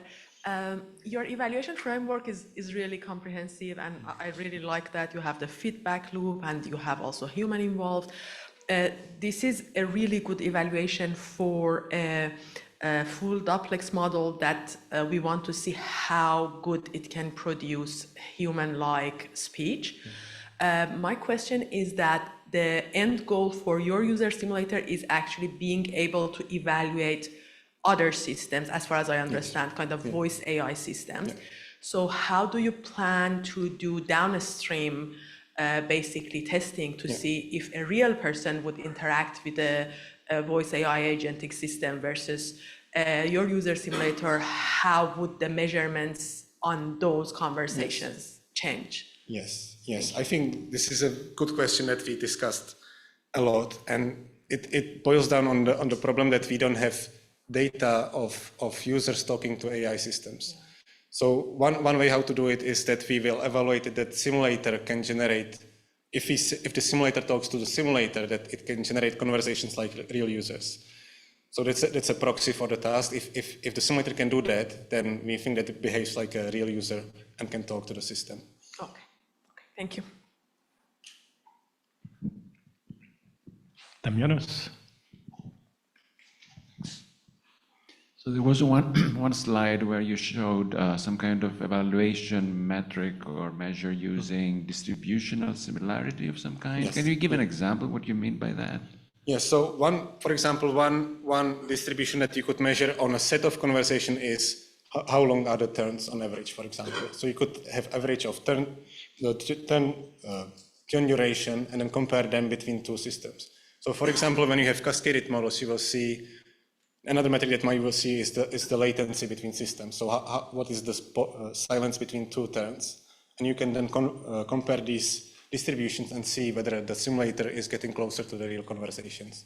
So you need some distributions from real data to be able to? Yes. So we will compute distributions on the real data with different factors, distributions on synthetic data, and then compare these distributions. And if we can close the gap, that means that the simulator generates human-like conversations. Okay. And can I ask one?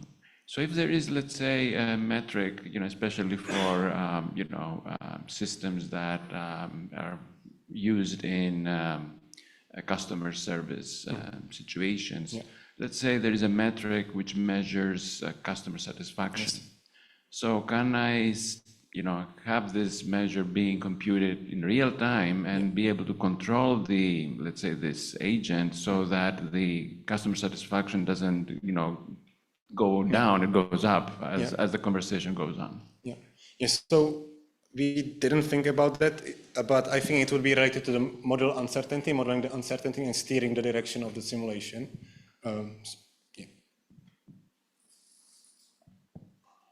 Andre, thank you. You mentioned uncertainty at one point, and my question in the end is going to be, tell me more about this. but let me give you the context first. One very common experience, which is very negative, is when you talk to some voice agent, some assistant application, and it understands like 95% of what you said, and it misses 5%. Most of the time, those are proper names, very important keywords. Probably the most important thing from everything that you to say is like in those 5%. The model does not really react naturally to this uncertainty. It starts answering a question that you didn't ask. It starts giving you facts about something that you already know. So I understand there's a formal, mathematical, nice way to formalize what we mean by uncertainty, but I guess my question is, have you thought about making the model aware of its uncertainties so that it can kind of correct its own outputs as it goes, if it makes sense? It makes sense, and people have to think about it, how to incorporate it in the model. Yeah. Thank you. More questions? So, you have one, Paula? Yeah, actually, it's a question from Bhuvana. It says, can you ask him to define what real data he's referring to? So conversations like Fisher, for example, human-to-human conversations. Okay, I think that's fine. Yeah. Bhuvna, you can follow up if you like. I know there's a lag, but we'll take your question when it comes in. So I did have a few questions, Andre, and I want to divide them in two parts. Oh, there's one more. Okay, David first. So I just had a quick question about something that you mentioned on the bottom of the slide for work package 1 was that the simulator should take advantage of the fact that it knows that it's talking with a model. And I was wondering if you could be a little more specific about what you're thinking about. Yes. So what we were thinking about is that the voice agent should produce clean speech, so the ASR task should be much easier. So whether we can leverage this for training the models or using smaller models to reduce the latency in the cascading pipeline by using small models. Another thing that came to mind, and maybe this is something you're already thinking about, is, I mean, you talked about sort of the latency of the simulator itself, and it seems like if you're not interacting with the model through an API and you're actually able to control its frame rate, that the latency almost then becomes a non-issue of the simulator because you can just pause the model, just wait for your generation to finish. So Yes, we discussed this a lot. So ideally, we want to do like black box testing where we have access only through API. But if we assume models like Moshi or Personaplex, where we have Mimi codecs, for example, then we can let them talk to each other without this latency issue. Yeah. Okay, more questions? Was there any follow-on from Bhuvana, Paula? Okay, right. So let me ask you my question. So this has to do with, first with work package 3, but let me frame it in a different way. And what I would like you to do is think of this as naive questions and you can give tutorial-like answers. Okay. It's based on observing that most of your team has technology people, and I'm one of them too. But a lot of the things you need to do well to simulate good conversations is to understand human conversation dynamics. So in that context, let's take a few things one at a time. First one, what is known about back channels? Like, when do people back channel? I'll tell you why. I've been in a few conversations where the person actually wasn't paying attention to me. They were involved in some other conversation in the headset, and they were back channeling to that person. And so their back channels felt really weird to me, and I knew that it was not to me. So it's all audio. So what is known? When do people back channel? Yeah, so one way is when we want to encourage the other side to talk more, but you are right that sometimes we are back channeling when we are not paying attention. I think I would defer the question to work package 3. Okay, maybe Erica, you want to say something? Or I mean, I just don't know. I'm asking what is known linguistically or pragmatically, I don't know, about human dynamics. I think it's also like hard to predict what the back channels are. Yeah, let me bring the mic to you.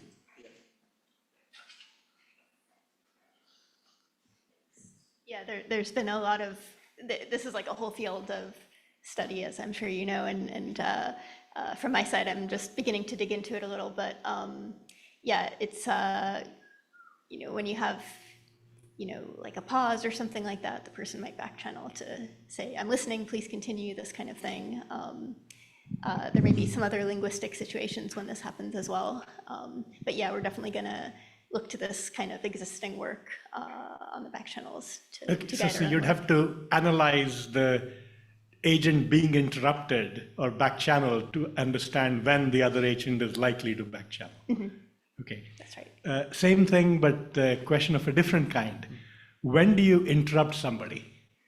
Meaning, pragmatically, what's going on in the conversation? Do you disagree with something, or what needs to be happening underneath for one person to talk over another?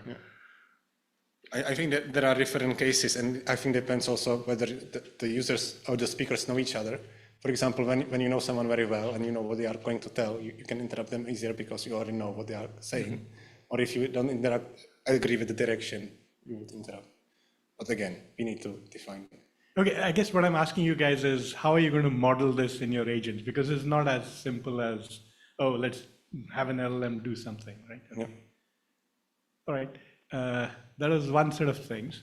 The other set, which is also related to this then, is human-human conversations are actually quite different from human-machine conversations. There's a lot of evidence to show that humans talk differently to machines. Yes. So the next set is the second order question. How do these dynamics change? When do we interrupt machines if we know that it's going to be interruptible? Yeah. Or when do we expect a back channel from a machine when we know that it's capable of back channeling? Because there are all these cases where if a machine doesn't back channel, it's very eerie, and after a while you stop to see if the machine's listening and so on. So again, what is known about it? Maybe I would accept a tutorial style answer if you have one. Paula wants to interrupt me. Go ahead, Paula. They can still answer my question after. Sorry. No, you can answer Sanjeev's question. Okay. Erika, do you want to answer? When do people interrupt? Yeah, I think for a machine, I think people might be more likely to interrupt the machine than a human because, you have this robot talking at you and it's maybe being a little long-winded and you just want to move on to the next topic or something like that. But yeah, and it probably also depends a lot on how naturalistic the machine is.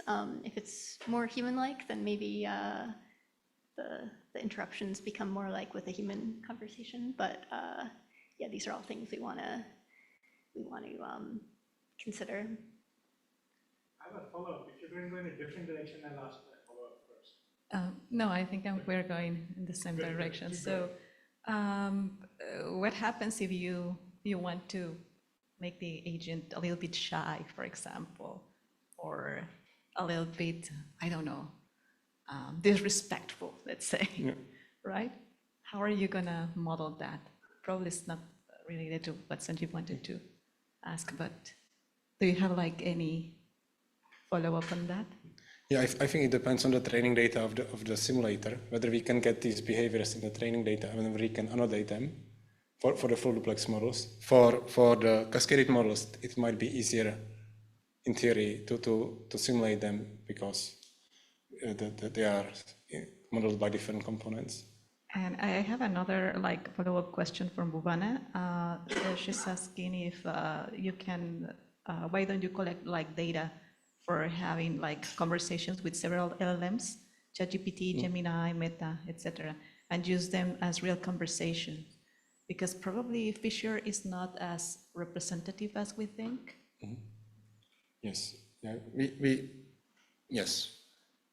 We thought about it, but we thought we didn't know how the ethics would work for collecting this data and releasing the data, and also how this data would survive over time when the models get better, whether the distribution or the type of conversations would change over time in a few years. Okay, so I guess, no, Paula, I was going to get to that. One of my questions was going to be, so Paula is basically suggesting is in this interaction model, do you have a plan or some thoughts on modeling the personas of the two interlocutors so that you, for example, Sanjeev, he'll interrupt you no matter how important what you're saying is, just because he thinks he has more important things to say. Or Paula, who will keep quiet even though she has the most important thing to say because you haven't finished yet. So anyway, but my real question asking all this was, given that all these are factors that we're thinking about, what are we evaluating in work package 3? do we get to evaluate any of these aspects? Because if we don't evaluate, I think it was McNamara who said you improve what you evaluate, or maybe he got it from someone else, I'm not sure.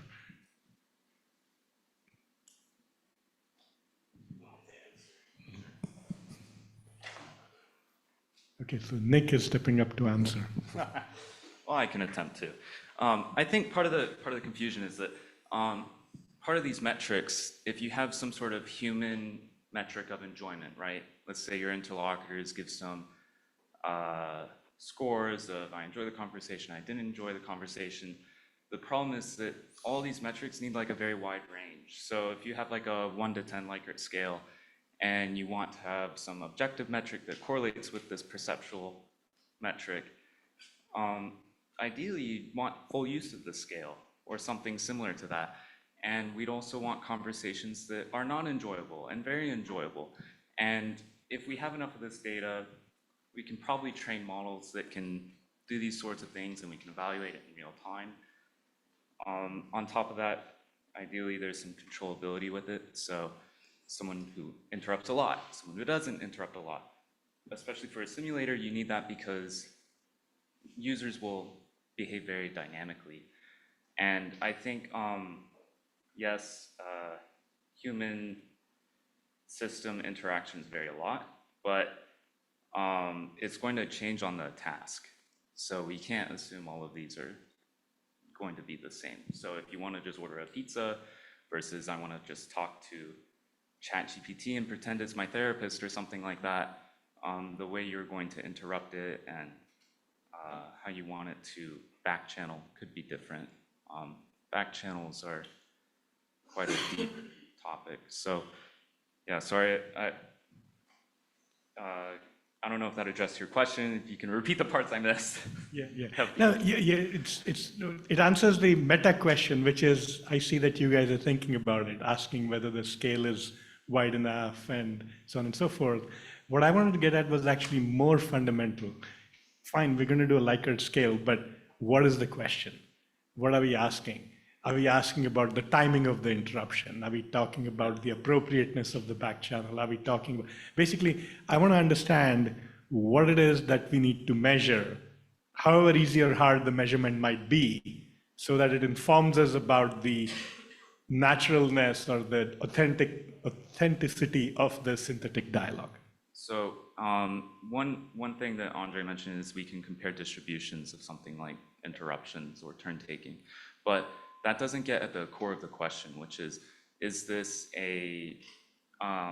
is it doing it in the way we want? There are many natural conversations that exist where the turn taking is terrible, and we may or may not want to emulate that. So that's where the correlation with human perceptual metrics comes in, where if we develop a metric, let's say that's like turn taking ratio, we want to see how well that correlates with user enjoyment or some other downstream outcome, something like that.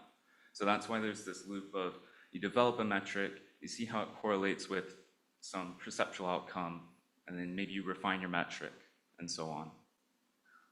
Okay, now this does get to what I was asking you. So what you're saying is the primary method, which I think is a reasonable thing, is to say, let us have a few proxies for what we actually want to measure, and then ask humans how they feel about the conversation and see which one correlates. I was just hoping, or I'm still wishing, I think, that we'd also look into what is known about human dialogue dynamics, and then think of those proxies that get at those dynamics so that their chance of being correlated with what human feels is fundamentally raised rather than just throwing things against the wall and seeing if any of them sticks. No, I completely agree. That's the plan. There's just a lot of different, part of the issue is a lot of this sort of like HCI research and also linguistics research is trying to find the right studies that actually are applicable to what we're doing, because they are different data sets and tasks and things like that. So for instance, like turn-taking ratio, what do you anticipate that to be correlated with? That is not a simple question. And of course, this is one of infinity things we can measure. So what I think what we've kind of backed off to, because what you're talking about is what we may have started with when we proposed work package tree, is what we're backing off to is try to get more specific research questions, maybe pick one thing at a time, like enjoyment, see what people have studied about that in terms of enjoyment, and then see what we can measure reliably that correlates with that. Yeah, grab one of those microphones, Jason. Thanks. I'm not sure I trust enjoyment as a my metric. mind. I think kind of hard to pin down. You might of course ask questions about naturalness, but maybe task completion rate. Sorry, I think that's the wrong term. The speed of task completion, not the fraction that's completed. So presumably people talking at the same time, if it works well, enables them to get through the work faster. Yeah. So that assumes task-oriented conversations. So for chit-chat, it's hard to define task completion. Oh, but how long does it take until we know each other really well? Yeah. Cool. Thanks, Jason. That was a good point. I see one hand up there from Najim and then one from John. So John, just grab that microphone. Najim, you can take this one. So the question here is like, are you starting from bottom up or bottom or down up? Because if you're bottom up, you have a topic of the conversation, they know each other, all that steps, what you guys have been talking, then you start building your things and can you linguistic information fuse or something, or you're trying to say, we have a bunch of data, let's try to see how we can leverage all the information going up. So what other approach, or are you going mixing information? How are you going to approach this? Sorry. Yeah. So we will take existing data, extract conversations or annotations about speaking style, persona, emotions, and then we will build model to produce these behaviors. So. Okay. So yeah, maybe we should think about the other approach and try to simulate data and infuse more synthetic data to help yourself. Otherwise, how much scenario, and you said that earlier when you answered, I think it was Paula question or Sanjeev, I don't remember, saying like, if these behaviors exist in the real data, you'll be able to model it. If you don't dare, how your psychological or social behavioral speaking can also help you to generate more data. So it's kind of, close circle. Yeah. All right, thanks. We have time for one or two more questions. Paula, anything else online? Okay, anything? Oh, Damianos, okay. If the answer is short, we'll do one more, otherwise this will be the last. Actually, it's not a question. It could be you can see it as a suggestion. So there is another team here, which is about evaluating health coaches or AI-powered health coaches. And there we have conversations between a patient and an AI, which provides guidance and suggestions and advice. So maybe it's an interesting experiment, actually, to see how this will work. And we have actually, we evaluate how well it performs, and we will see if your simulator can make this evaluation actually much more meaningful. Could work. The caveat is that we are building a text-based at the moment. But you have the answer. That's the main challenge there. So can we compute distributions on the data? we could do that. We could just do the text part at least. Yeah, definitely. I was just thinking actually we can do that. Yes. There's an online question. So we do have audio, but it's just not de-anonymized. So as long as I can run something on my backend, that's fine. But I can just not pass the data. Yeah. So you can count that you have a data, just not to touch.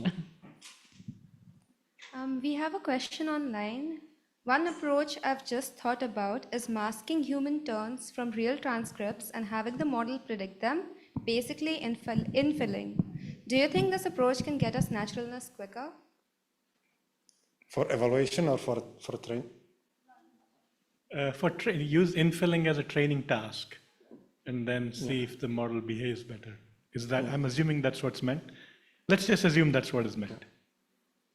Yes, yeah, we can think about it when we train the model, how to use infilling as a task. All right, any last question? All right, Andre, thank you very much. So we have been here for almost 2 hours, so it's time to take a bio break. Let's do a 15-minute break. We'll keep it a little bit shorter than originally planned, so it'll put us only 10 minutes behind schedule. And we'll reconvene in 15 minutes. Coffee is still there. There's still some yogurt and other edibles, and the bathroom is right behind the screen. So online audience, please hold on. We'll be back in 15.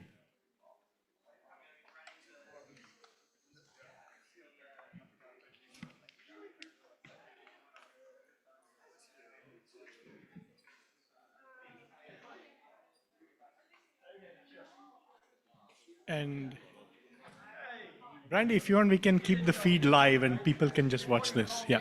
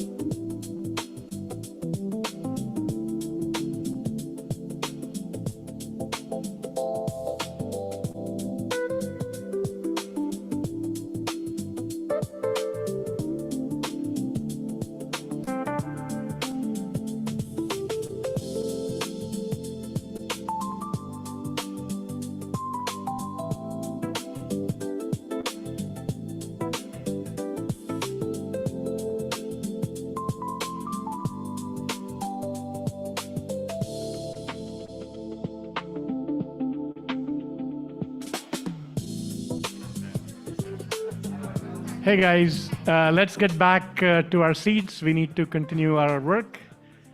So everybody in the back, break is over. Let's get on track again. Right. Okay. Hey guys, all the way at the back. You don't me calling out your name because then you'll be on video and record.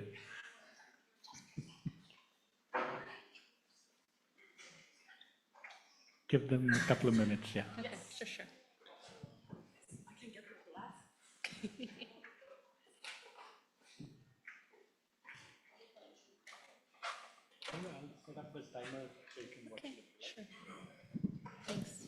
Okay, let's move on with our program. Now we have Eva Boich and Manush Mehrabani presenting the plans for the third theme of the workshop, which is going to try and develop uncertainty-aware health coaches. So take it away, Eva. Thank you so much. So today, as Sanjeev said, we are going to present uncertainty-aware health coaching for sustainable habit building with human oversight. I do agree it's a bit lengthy, but hopefully we are going to put it, like in a smaller pieces, so everybody will be aware of what we are trying to do. So we'll start with market opportunity and actually gap that we are filling, because our project is heavily on the application side. So what we can see here is we are gonna have like different areas from health impact, health system impact, technological improvements, as well as we see this as a market opportunity, like eventually as a long-term vision. So numbers here are representing a number of people that die every year from chronic diseases. Those diseases are something that probably could be managed better by better like healthcare. This is the amount of US dollars that US spends yearly on mental and chronic disease expenses. Technological improvements that we are hoping to achieve is 24/7 support for those people in need. And the last number is presenting the number of people worldwide that are not physically active at the moment. So hopefully those numbers kind of show that there is a huge opportunity and the gap that we are eventually hoping to close. So our system is AI Health Coach. And we have also uncertainty component that later on Manoush will talk a little bit more into depth. So first of all, here I want to say that usually when we say healthcare, what people think first is advices or like doctors or something like that. So it's a little bit different than that. This is about behavioral change. So people or like users are the ones that are in driving seat, and they kind of they indicate what they would like to change in their lives for lifestyle change that hopefully will kind of help them to maintain better health for longer time. So it's not only reactive healthcare once when something happens that we want to react at that point, but we also want to move towards proactive and preventive healthcare, which means that probably more lives can be saved, as well as also we can save money dollars, which in the end is also something we care about. So we will go through the components of the system, but basically we have 4 of them. We have conversational agent, uncertainty agent, simulated user agent, and evaluation agent. Those 4 components or agents are going to work hand in hand to achieve AI health coach with uncertainty estimation in. We do also have a health coach data set that was collected from a trial that is currently running in Singapore. We call it Coach Lab because of Singlish law that is added everywhere in every sentence that you usually say. And we are also gonna have some simulated conversation that conversational agent and simulated user agent will produce once when they're at their capacity. So what we are hoping to achieve is like fill the gap. We know that health coaching works, human health coaching works in many areas, but unfortunately it's not scalable because simply, people can only do so much, right? So if we can actually fill that gap with AI that has its own capabilities such as scalability, but maybe at this point is not a capacity that can fully serve as health coach, human health coach. By merging those 2 things together, we can achieve similar or maybe even better impact with less of human resources, which means that eventually we are going to achieve scalable solution, which is our long-term vision. So from the technical challenges that we have, probably only few, there are probably going to be way more. We are going to work on real-time uncertainty quantification, which means that since the conversation is going between the health coach and clients, we have to real-time know when this conversation has to be stopped or when human has to be in the loop in order to still achieve safe health coaching for the clients, because in the end of the day, although it's not like purely health coaching, purely like healthcare project, for sure it has its safety and privacy issues as any healthcare project would have. Then the second challenge that we see from the technological perspective is how to actually have a high fidelity user simulation. So that's something like maybe that overlaps with some other projects. So we do have to have simulating user in order to improve the conversational agent. Eventually, this user will be replaced with human users because we do develop this for the humans. But in the development process, we do have to have simulator that will help us to achieve better performance of conversational agent. I already mentioned a little bit human in the loop. So we will have offline and online reflections to the conversations. So online reflection means like while the conversation is ongoing, human has to be kind of addressed or like called for help if something has to be escalated to humans because of the safety and privacy issues. But also like after the sessions, we will have offline reflection, which will help hopefully the whole system to achieve better performance over time. And eventually what we really want to do with all of those components is we want to achieve the closed loop continuous learning that all of our agents are going to improve together with their evaluation part of the agent. And that has to continue also once when the system will be running as well.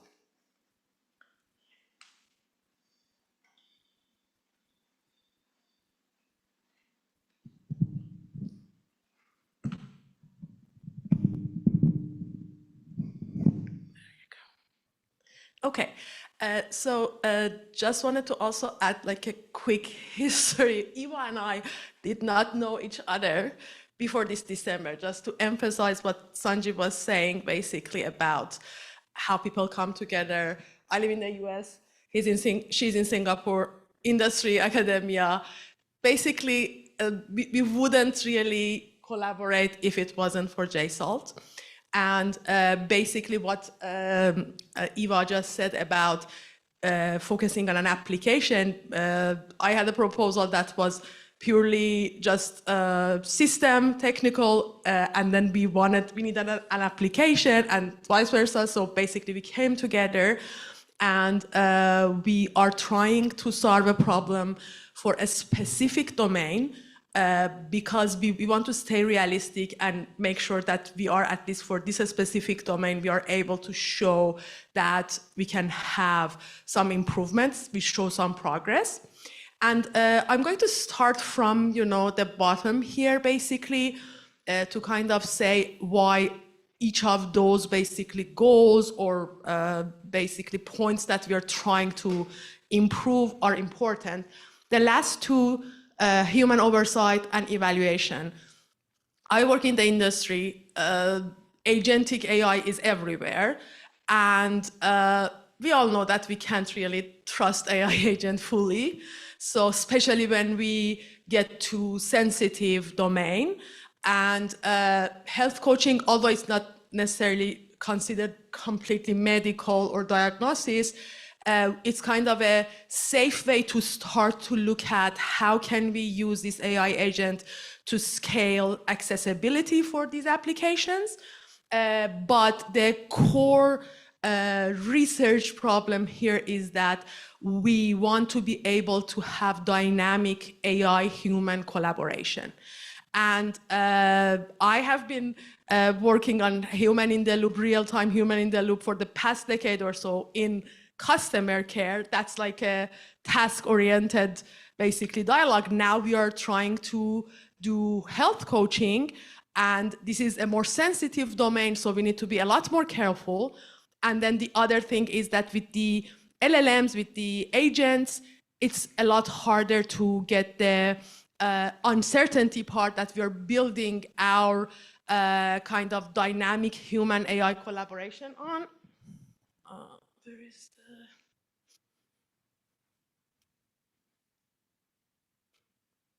I don't remember where I put. Oh, okay. This is the one. Okay, it needs your pin, mic. Okay. Where is the, no problem. The clicker. Oh, thank you. Yes. That's why I shouldn't move too much. Okay. So basically, trust and human oversight, that is what we are trying to show here for a specific domain that it works.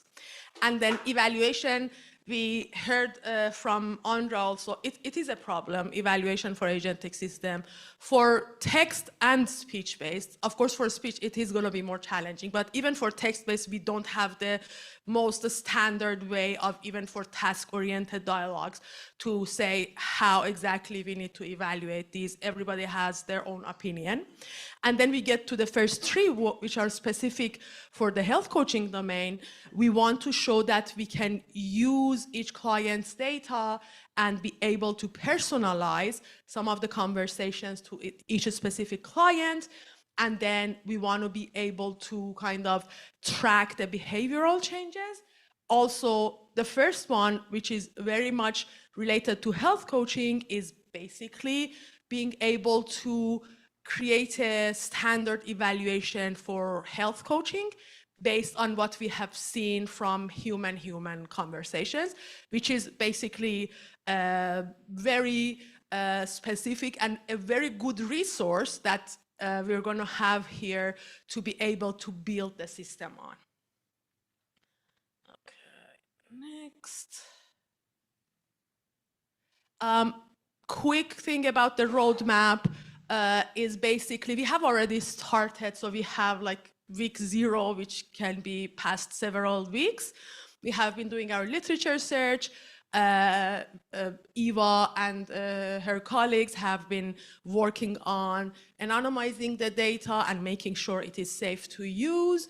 And then we have a baseline on our conversational agent based on previous work, and we want to improve on that.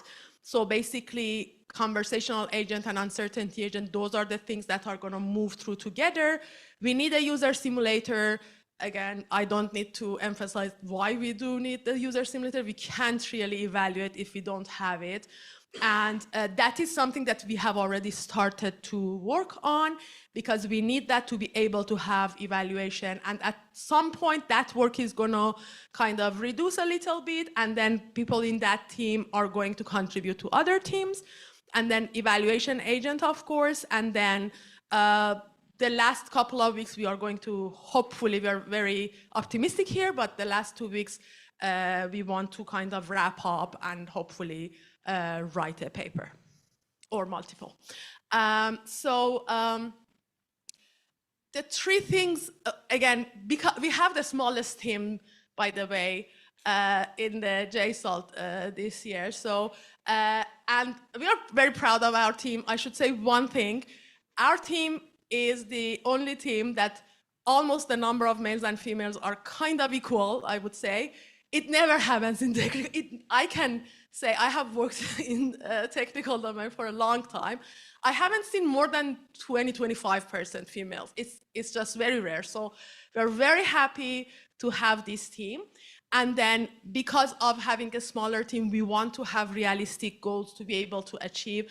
So we want at the end of this 6 weeks to have a prototype, a multi-agent working system that people can converse with and can do health coaching. So that is the first thing, basically, to have that. But then the other thing would be creating a benchmark, a standard evaluation for health coaching systems. That would be by itself a really good contribution to the field. And finally, we want to be able to have that type of human in the loop and, you know, the kind of rejection process, selective generation process. And we want to show that we can improve that basically dynamically by using our feedback loop.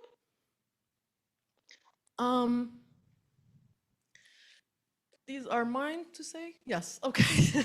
Sorry, we've been making slides yesterday, so bear with me here. So the innovations. Yes, yes. So the innovations I touched on a little bit. So one of the main things are basically is the uncertainty, and I will touch on that again later. I have been reading tens of papers. There are really no good way of doing uncertainty quantification in real time. That is very challenging to do. And then basically that low latency UQ or uncertainty quantification is, by itself could be something that can move the field forward. And then basically how we do mitigation, that's another thing based on risk and uncertainty. Again, I will talk about that. And then basically creating the rubrics, that is something that we actually have a physician helping us with that. And it's a very diverse team. And then basically the first one is mostly about dynamic risk gate. I will talk about that in a couple of slides. So I'll go back to you. Thank you so much. So we will go a little bit into each of the components. So I briefly mentioned them before. We do have conversational agent, uncertainty agent, and simulated user agent and evaluation agent. So let's see what are the ingredients that will go to the conversational agent. For conversational agent or health coach in general, there is a lot of kind of literature saying what a good health coach should do or not. This is mostly for human health coaches, so we will definitely have to change that in order to adapt it for the AI domain. So one of the main ingredients of health coaching is for sure competencies. So that's defining the style of conversation that health coach has to have. Of course, the ingredients is the user response that was in the previous turn. Conversational structure, we do have a health coaching checklist that we are going to follow. So basically, this is kind of like a recipe how the conversation should look like for the human health coaches. And we are also hoping that we will achieve that into the automatic AI health coach that we are developing. And I briefly mentioned before that the kind of cornerstone of health coaching is basically behavioral change theory, which has to kind of like take into consideration where clients are in their ability to change. We shouldn't push them as a health coach to change. We should resolve their ambivalence and also use motivational intriguing language in order to help them to either resolve ambivalence or set the goals depending where are they in the readiness of the change. And all of this will also kind of like have to incorporate evaluation feedback, because as I said previously, we will have online and offline reflection or evaluation. So online is there for the safety measures, and then offline is there to improve the system kind of like in an off time when it's not used for the conversation. So that will kind of come up with the closed loop. So every component will be tied by its own evaluation metrics and part of evaluation agent. And then in the end, evaluation agent will also have end-to-end evaluation once when the whole system is up. But as we are developing the components separately, then evaluation is going to be tied to each of the components. So we will talk about first what the component does, and we're also going to talk like how it's going to be evaluated in order to close the closed loop, right? So 4 components that are really important for the conversational agent in order to work properly and safely is to actually adhere to the competencies framework that my colleague Angus was working on, and we will already adopt some of the literature research that we previously made. As I mentioned, there is a checklist, so we will also make sure that conversational agent follows the checklist, and that's going to be informed towards the conversational agent, evaluation agent closed loop. There is also important that health coach kind of takes into consideration where the client is for each of the lifestyle domain changes, readiness for the change. So if somebody is just pre-contemplating some of the changes, health coach shouldn't be the one that are pushing them along, but they should just accept, the client should be just aware why maybe they're not ready at the time to change something, and they just move on, right? Because even resolving ambivalence is something that is very useful for client. That means that they don't have to think about that on their mind, right? And then, as I mentioned, there is also like a very huge body of literature about motivational intriguing, which kind of are techniques and style of conversation, such as like, let's say, reflection, asking open-ended question, evoking change talk, and so on, which helps clients to move either way, right? So either like knowing why they don't want change, or if they are ready to change, then go into action phase, which then helps them to kind of set the goals and moving along. Okay, I'll pass this to Manoush. Maybe we just have to a little bit hurry up.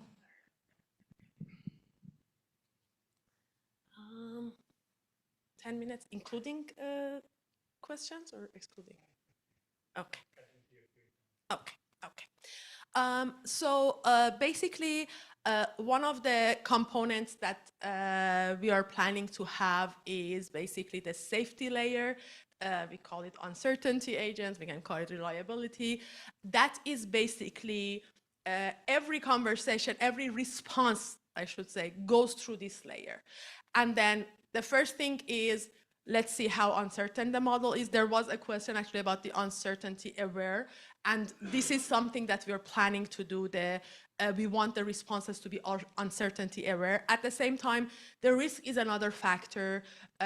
One of the people in the team actually showed us a very nice graph of how risk with mitigation, how it works basically, and for some high-risk tests, it should go to human right away.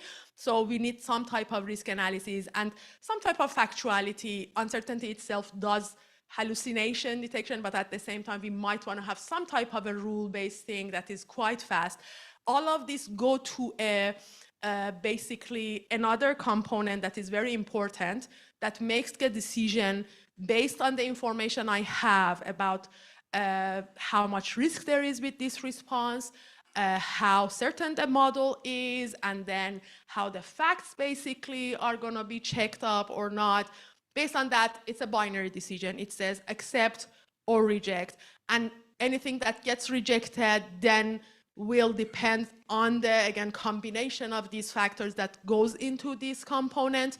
Basically, we could do some type of disambiguation or reprompting. It could be a human review in the background. So basically, a human quickly reviews. Yes, it will add to the latency, and that's why we are emphasizing so much on all the components need to be very fast.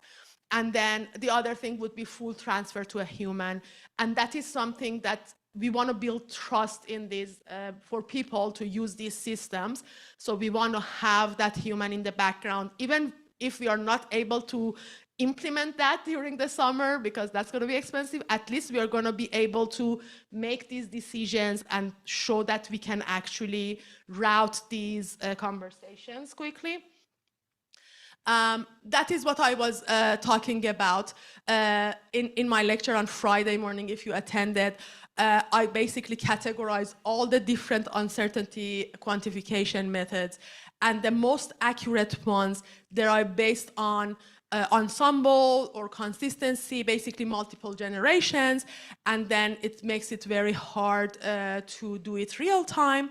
And then the ones that are pretty fast, they require full access to the model that is not always available. So basically, this is a really big challenge that I'm hoping that at least we can move forward a little bit. And then what we want to do, these are again some aspects of what success looks like for this component at least. We want to have more calibration, basically more calibrated, but by itself calibration might not do much in the rejection process. So the ranking, we want to be able to distinguish between bad and good answers or wrong and accurate answers based on the uncertainty. And then we want to mitigate it accurately also. And then, of course, latency is a very important thing here. Okay. Thank you so much. So we will move to another component, which is simulated user agent. As I said previously, we do need this in order to actually complete process of training for the conversational agent. So we have to simulate users according to personas. So the data that we have is going to be used in order to extract the personas and generate new ones that will help us to have a more realistic talk. And from the perspective of the evaluation for the simulated user, we have 4 axes as well. So we will look into persona and longitudinal realism. Basically, health coaching is not something that happens overnight. As probably all of us know, the building of behavioral takes some time, weeks, months, even maybe years. So that means that health coaching will happen like regularly times, maybe like once a week or once a month or whatever the working schedule works for the particular clients. But it's definitely something that is longitudinal rather than just one time off. We will also look into the motivational intriguing language, so make sure that the client can respond properly to the motivational intriguing kind of talk that health coach, or in this case, conversational agent, is gonna be doing. One of the axes is also going to be behavioral change. So we may have to have clients or users that are in the different stages of change. Some may be in pre-contemplation, some in the contemplation, so we can cover the wide variety of different cases. And then the fourth axis will kind of look into the language, into the style of the responses, how much a client actually responds to the health coach, and so on and so on. So all of this kind of like will come together with the evaluation agent. So as I said, each of the components will have its own part of evaluation agent, which kind of briefly we went through. But also in the end of the day, once when the system is up and running and all other, like all 3 components are fully functioning, then we will have to do evaluation end to end, right? So from the conversation agent, asserted agent, and simulated agents, or hopefully eventually we are hoping that we will also have a human there that can kind of serve as a real user rather than the simulated one. So this is like one of my last slides, and I'll spend some time here the rest of the time that we have. So we did preparation for each of those components, and we also have, similarly to other teams, you know, like smaller groups that are working on each of the component. I just want to do one of the disclaimers, because all of these packages / components are very connected. It's not going to be that one person is only working on one component, but just in order not to duplicate people, we kind of put them under each of these components. So for the conversational agent, what we did so far, we found a baseline that is based on one of the papers or work from Stanford University. So they kind of brought this field quite far. The work was done late last year and beginning of this year. So that is something that we will start with as a baseline. We compared their architecture and also ours. We know some of the components of the health coaching conversation or conversational agent where they have to sit. But also on top of that, we detected what are the gaps and what we have to include as the next steps. So I think what we are aiming this week to actually have a first prototype working by end of this week for this one that is already available, and then we will slowly add our ingredients to make the like our system work better. I think for uncertainty quantification, as Manoush already mentioned, there was done a lot of like literature research, and I think her team or sub-team come up with kind of metrics and directions that we are gonna follow and try to implement. For the simulated user, we also developed like realistic user evaluation matrices for the documentation style, goal, content, and persona. Previously, what we have done is that we developed persona extraction from the real conversations. So hopefully that work that we use for the data augmentation of health coaching notes that we presented this year at the conference, we will use in this case to actually use as a starting point for this project. And as I said briefly, just for evaluation agent, we do have components for evaluation for each of the components while we are developing them, but also we will have to develop end-to-end evaluation once when the whole system is up and running. And this brings me 7 seconds and one last slide. So hopefully what we are hoping, what our vision is that AI health coach will know when to call for human when the conversation is helping. Hopefully over time, it's gonna be able to take more and more responsibilities, which will help with the scalability. But also our primary goal is privacy, security, since we are working in the healthcare domain. Thank you so much. Thank you. Okay, let's start the questions. Okay, RJ.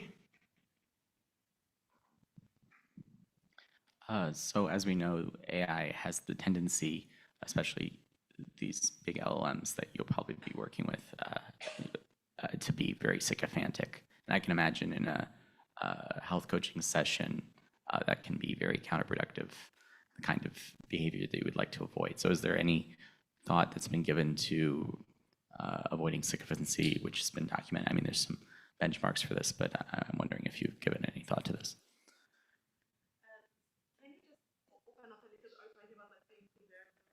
Sycophancy, so like the tendency, sorry, the tendency of these models to be overly agreeable, like, but in doing so actually end up not achieving the ultimate objective of what you're trying to achieve.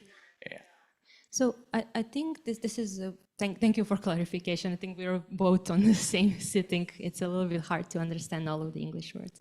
So from that perspective, this is more specific type of conversation than the open-ended, where like actually user is maybe the one initiating conversation. So this is definitely like one of the technical challenges that we have to achieve, first of all, when the conversation has to stop. And also like that the health coach is the one driving the conversation.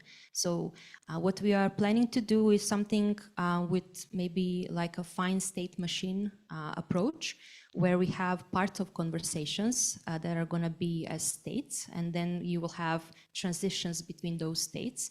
So that's maybe a little bit higher level what you're then asking. This is kind of like how the flow should be. But similarly to that, also we will try to see how we can make AI more kind of focused and less agreeable, but focus on the goal, which is kind of drive client through the behavioral change. So hopefully with those rules, we will be able to keep it more.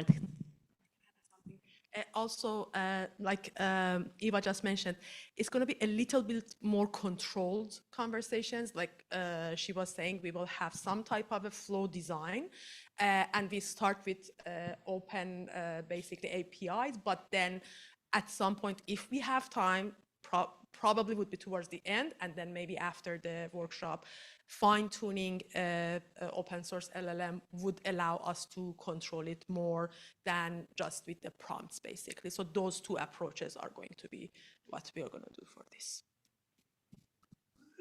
Okay. Pavel? Thank you. I just wanted to ask, are you targeting English, or do you plan to work with multiple languages? So for now, it's going to be English. The data set that we collected is kind of Singlish. So because it's in Singapore, there is a lot of code switching between different like languages, basically Chinese, Malay, and a bit of Tamil, Indian. So the data that we are going to train our model or like use for some evaluation will have some of the components simply because of the nature of data. But we are thinking of starting with English simply because of easier like evaluation and everything. But I guess it's just depends on the underlying model, like which we're going to use. So if that supports multilinguality, then that should be also okay, as long as we have health coaches as well that are operational in that language. That's a very good point. I'm just wondering, because I think it's been shown before that models have different capabilities depending on which language you use. And specifically in the health domain, maybe it's very important to make sure that we apply the same standards regardless of what language the user is speaking, even though the help comes in the language that is native to the user. That is a good point. I'm not sure we are going to be able to push so far.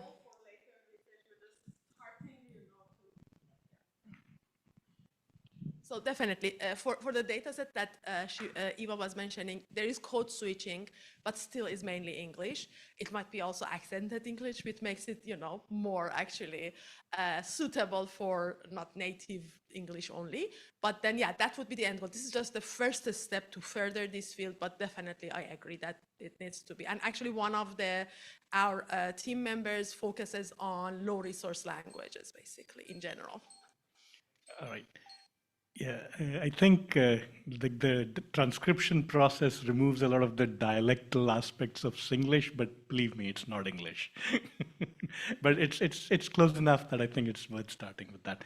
Next question, Dominic. Thank you. Are you going to apply behavioral tests? It's like an instruction for LLM, where when one system fails on some aspect, then an expert would write an objective rule that will test it, and the next systems could be tested automatically. That could be one of the mitigation strategies, basically what you said. That would be one of the ways that when the main conversational agent fails, it could go back like to some other, LLM, or that would be one of the mitigations. That's a good idea, yeah. Yeah. So I'd like to study these methods in our project, so I'm happy to share. We should definitely share. Yes, definitely. Thank you. Is the feedback only in text or is it in speech as well? It's text at this moment, yeah. So the real data that we collected is basically audio, and The input is audio, but the output? The output will be text in this point, and also actually input will be text because of the anonymization problems. So we do have audio collected, but it was not like... But audio text is not the same as text. It is, Written text is yeah. not. It's a transcribed text. Yeah, so but the way we talk is not the way we write. Sorry. Yeah.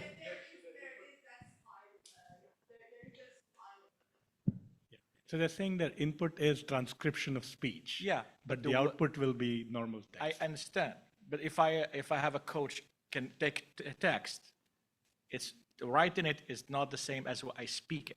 Got it. It's So two different what things. Najim is pointing out is that in your training data, the coach is also speaking, which is not the same so thing. this is one of the things that we actually discussed, and we had a initial discussion. We haven't settled on that.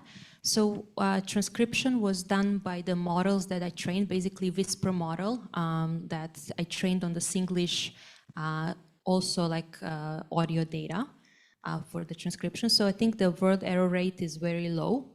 It doesn't actually refer to what you said. So there is a lot of repetition. There is a lot of fillers because we did transcribing word by word. So what actually Michael and Christina and myself discussed is whether that would be needed to be pre-processed in order to actually use for the simulator agent, because I think what we are starting is basically for simulator user more than the conversational agent, and we will need the data there. So that is something we'll have to see over time.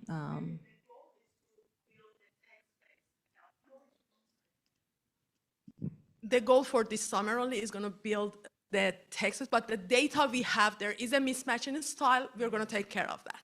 Okay. That's it. I'm just Thank you. Okay, Micah gets the next question, but please keep the answer short. We're out of time. Yeah, go ahead. Okay, I think it could also be seen as an advantage.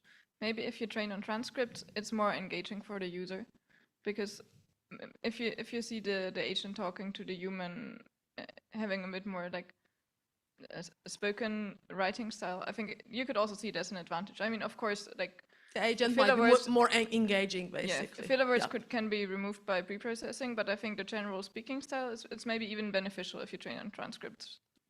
Yeah. Okay, Paul, is there any online question, Harshita? No? Okay, all right, let's thank Eva and Manush. Thank you.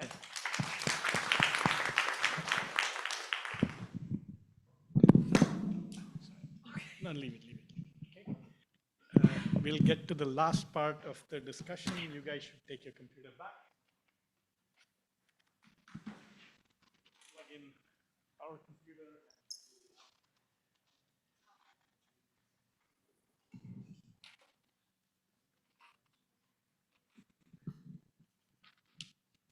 Okay, so this is the more organizational, administrative part of the presentation, but it also has things that the online audience might be interested in. So we heard so far about how we prepared, selected the teams, the people in the teams, and all the technical preparations we've been doing so far. When I say we, I mean all of these people. But next, let's see about what we've been doing in the last 2 weeks, because you may know that while we're doing this kickoff today, the students have already been here for 2 weeks. So this is what we were doing for the last 2 weeks. We had a series of tutorials with a theme every day. Najim kicked off a discussion of deep learning, and Masa Bali from CMU gave us a nice tutorial about that. Daniel orchestrated a set of talks and then lab work on LLMs, pre-training, post-training, the supervised fine-tuning, or whatever you want to call it, for alignment. Jason took us back to core natural language processing and how those tasks have evolved in this big neural world. And Jason still runs his very fun competitive grammar writing lab to really understand what NLP is all about. And he had a good student, Ganesh, Ram Sai actually. Then we had a talk about, we had a tutorial on responsible AI and particular AI evaluation by Christina. We had one of our alumni from CLSP, Dilip Rao, come back and help us do that tutorial, as well as Sonal Joshi, who's a postdoc. I, and along with Moira Hewitt from Munia's lab, who's a postdoc, we gave a tutorial on speech understanding by humans and machines, and Sihan and Xavier did a nice lab to go with it. Then the following week, we had a whole tutorial on speech production, because synthesis is also becoming quite important these days. So Laureano Moro, who's a research scientist here, Mark Hasegawa-Johnson from Illinois, Shinji, and Xavier, again, the same student, they all put together a nice series of lectures and labs. So yes, everybody is on baseline with core speech synthesis. Philip talked about agentic and RAG systems, and then Xiang, who's another colleague of ours in computer science here, gave a talk about human subjects, basically humans and AI collaboration, not quite HCI, but how humans and AI work together. We also had a day then from each of the 3 teams talking about what their project is, so that the students are all more or less up to speed on what the other teams are doing, not just what the team they're working on with is doing. So Andre and Micah gave lectures about conversational AI systems, and Harsha and Nacho basically ran a tutorial. David and Pavel's help, and Roger, Jessica, Deb, basically they put together a day on multimodal, omnimodal encoders, basically representation learning. And last but not the least, Manush, Eva, and Mike put together a tutorial on health coaching. They were joined by Mike's advisor, Victor Schlegel from Imperial, I'm trying to remember. Yeah, okay, and of course, Emre helped with the tutorial as well.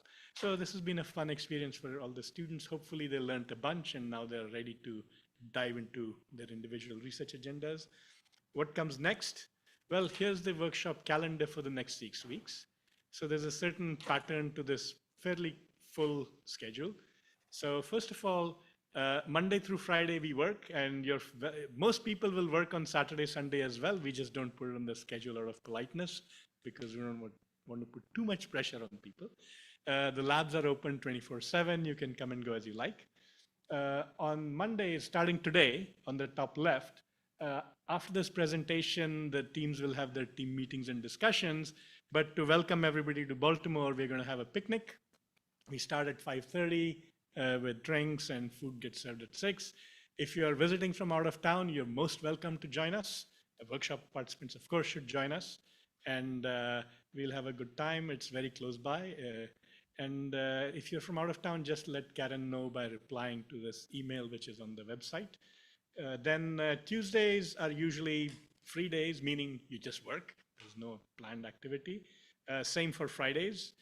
Thursdays, we have a couple of things which were on in the afternoon, we'll sit down with the junior-most people in the workshop, the undergrads and master's students, and have a one-on-one with them or just a little group chat to sort of make them feel comfortable, not feel like the little people in the workshop.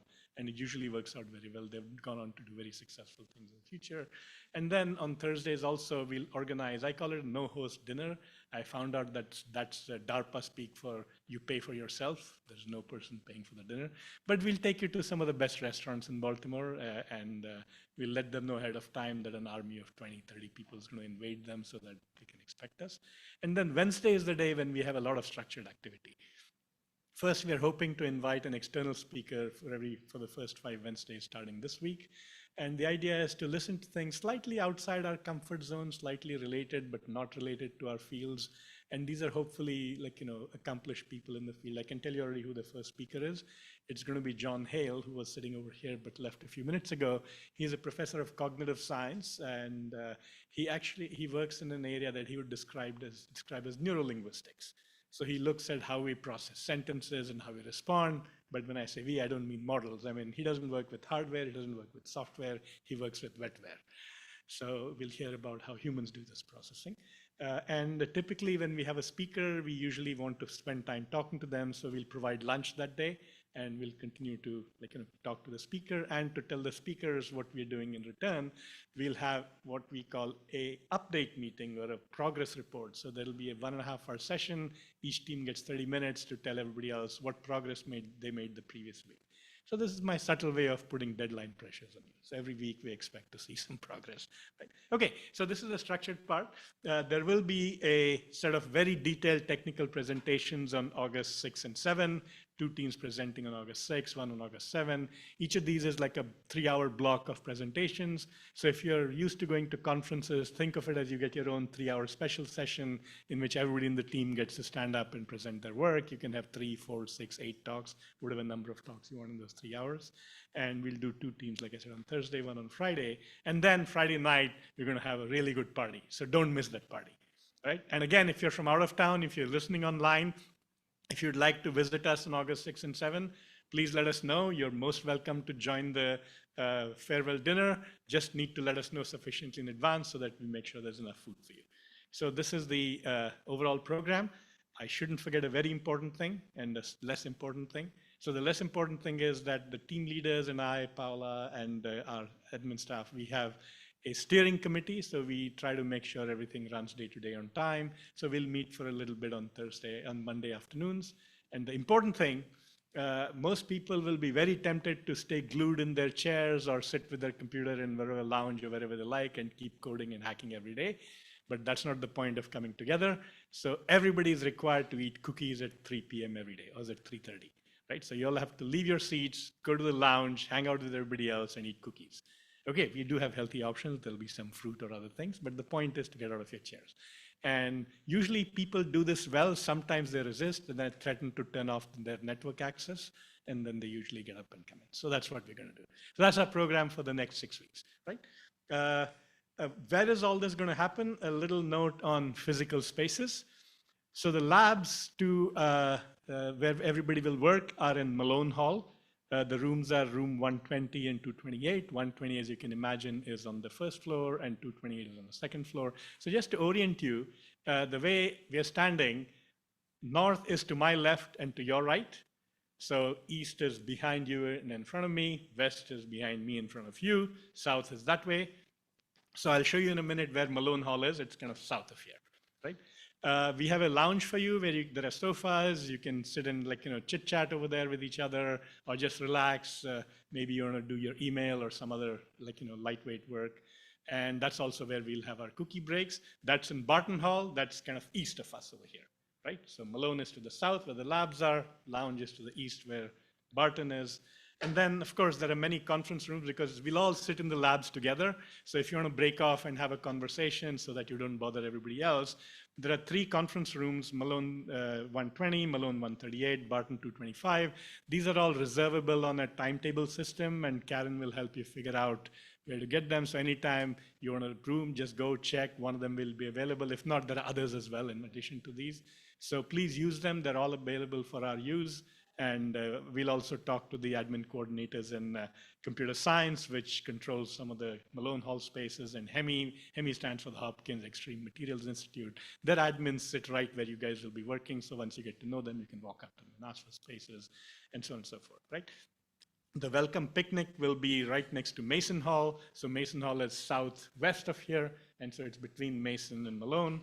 And then our plenary lectures, like I told you, will expose you to a different part of our campus. So I won't tell you much about it now, but Hopkins has been growing in the last 2-3 years. We are adding a lot of faculty in AI and related areas. And that's because we are growing this really world-class, fabulous place called the Data Science and AI Institute. So DSAI is located, because of all this growth, we're building a new building. But until that building shows up, the faculty are housed about 5 miles from here on another campus, which we call the Mount Washington campus. And we'll have our lectures over there, partly because we want to expose the other DSAI faculty to all your work. We want them to come to listen to you. So that's where the plenary talks and the progress reports will be, right? And to go to that, we'll arrange a bus to get you there, and then you can find your way back on your own, and I'll tell you how to do that as well. And last but not the least, the closing presentations, last 2 days, will be back in this auditorium. And so this is where we are. So where are all these places? Well, if you look on the JHU map, roughly speaking,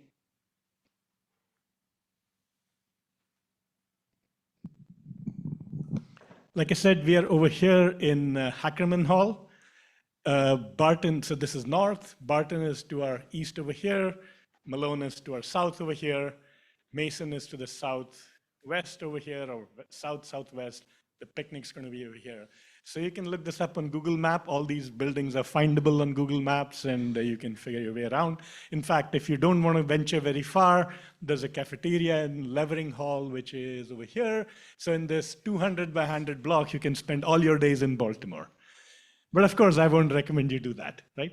So that's partly why, at least for some activity, like for example, the plenary talks, we'll go up to our Mount Washington campus. So this is where 6225 Smith Avenue is. This is where we are right now. So this whole distance is about 5 miles, and you can get there and back fairly easily with public transportation modes. So this is about where the labs and the lectures and other activities are.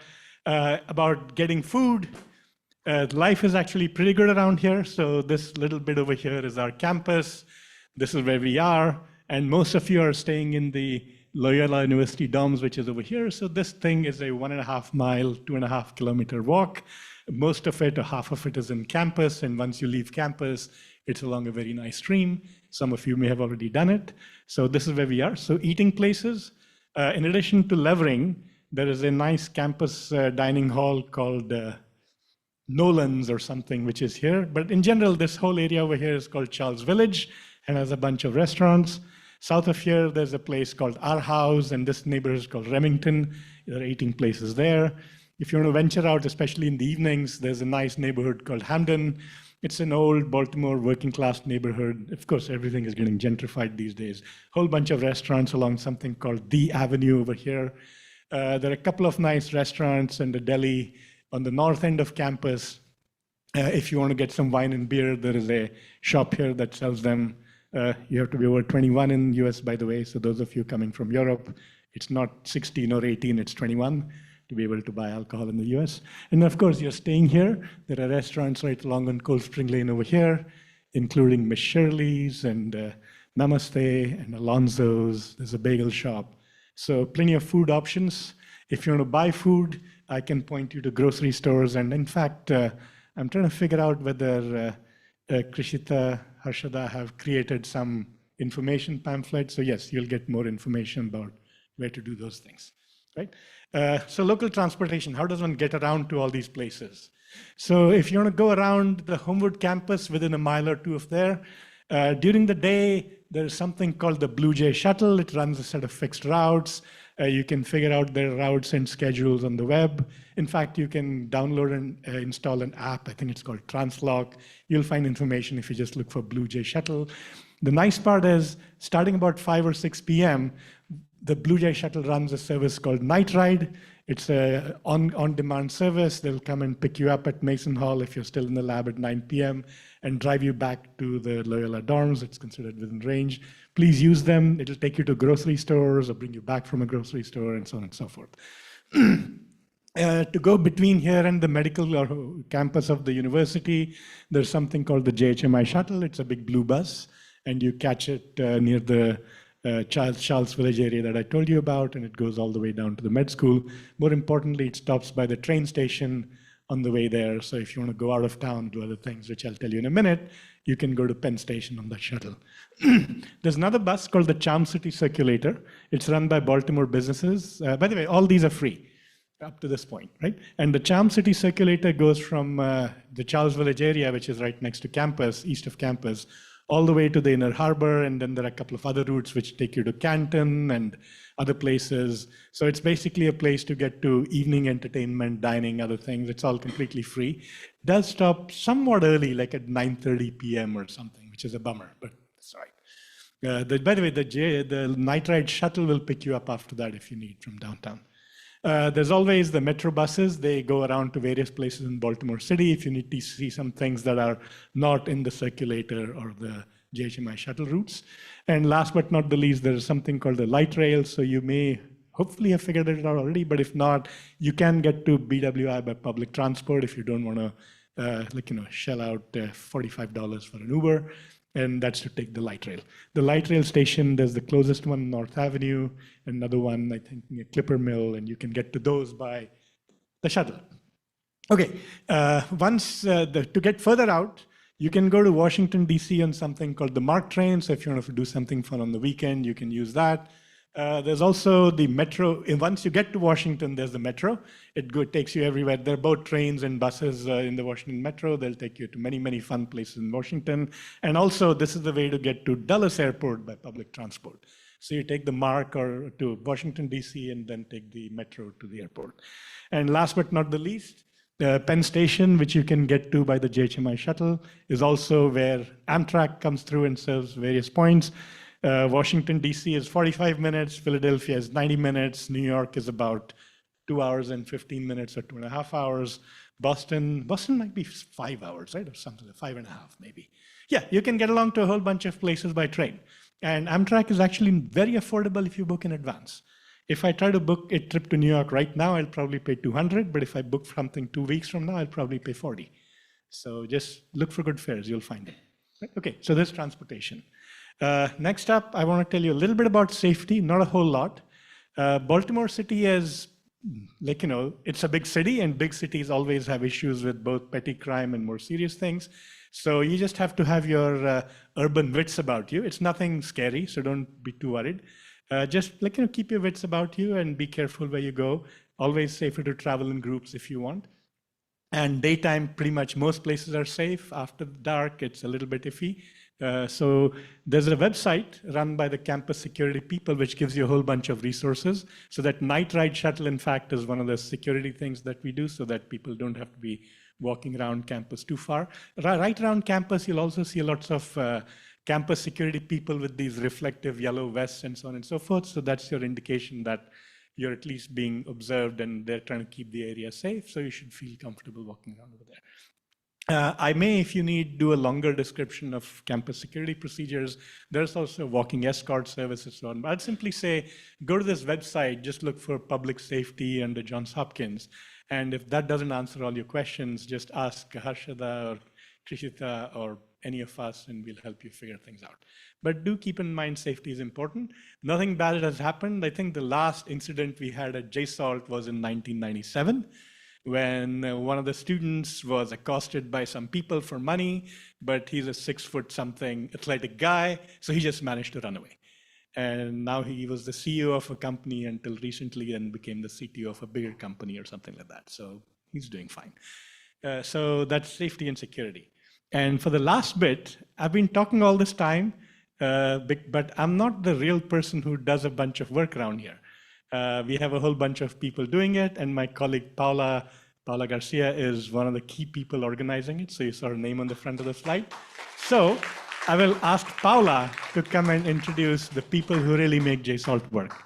Okay, Paula, all yours. I'm truly not prepared for this, but yeah, here I am. So we have been running this workshop for so long, so if you always see my JSalt emails, that's me, or probably Karen, or probably Ruth, right? Thank you for answering all our emails and for making JSalt possible. So these are the people that really run JSalt. Harshada, who's over there, say hello, Harshada. Yeah. Krishita, where is Krishita? Oh, Krishita is here, yeah. Of course, Karen, back in the room, she's helping a lot. Dan, if you need IT help, he's our guy. And of course, Ruth, that I'm sure that at least you have received one email from Ruth, right? She runs everything in the background. And myself, I just help them trying to organize things. And I always email you, and I always cheer you up. So if you need anything, go to Sanjeev. Yeah, if you need anything, go to Sanjeev, and he will let us know. Now, of course, you can always send me an email.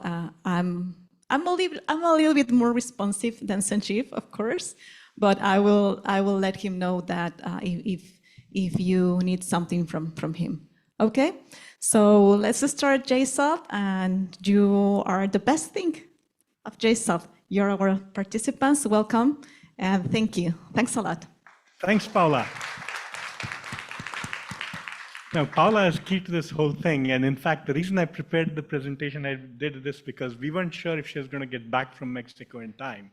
So I had planned it to do it by myself. But now that she's here, she would have probably done the whole second half for you. So thank you, Paula. Yay, I have a visa. Finally. All right. So for the online audience, your show ends here. We are at this last step of the process where we'll adjourn to the laboratories. The people who are actually in the room, please follow us. Okay, quick test. Which way is Malone Hall? South. So Eva, you're wrong, and Angus, you're right. This way. So we'll get out of here. We'll meet in the south lobby of Malone Hall. So south is the far end. We'll meet over there, and from there, we'll show you where the workshop labs are. This should take us 10, 15 minutes. And after that, we'll break up. You guys go to get lunch. And at 1:30, we want everybody to come back to the workshop labs, because at that point, your team leaders take reins of your team again, and they have plans for you for the rest of the afternoon. But remember, we have to end by 5:30, because what happens at 5:30? Yay, all right, so we see you all at 5:30 at the picnic, but after we see you first at Malone Hall in about, let's say, 5 minutes. All right, so pick up your things. This room is gonna be closed after we leave, and let's head to Malone Hall. And online folks, thank you, and see you for the first plenary lecture. One last thing, guys. If I don't know you, that means that you're not here, especially the students, okay? So come and introduce yourself, okay? Okay, yes, thank very you. important. Yeah, please. I know most of you. At least I know your emails and sometimes your faces, but come and introduce yourself, okay? Thank you, and also the senior people, but the senior people, I know most of you. Thank you guys.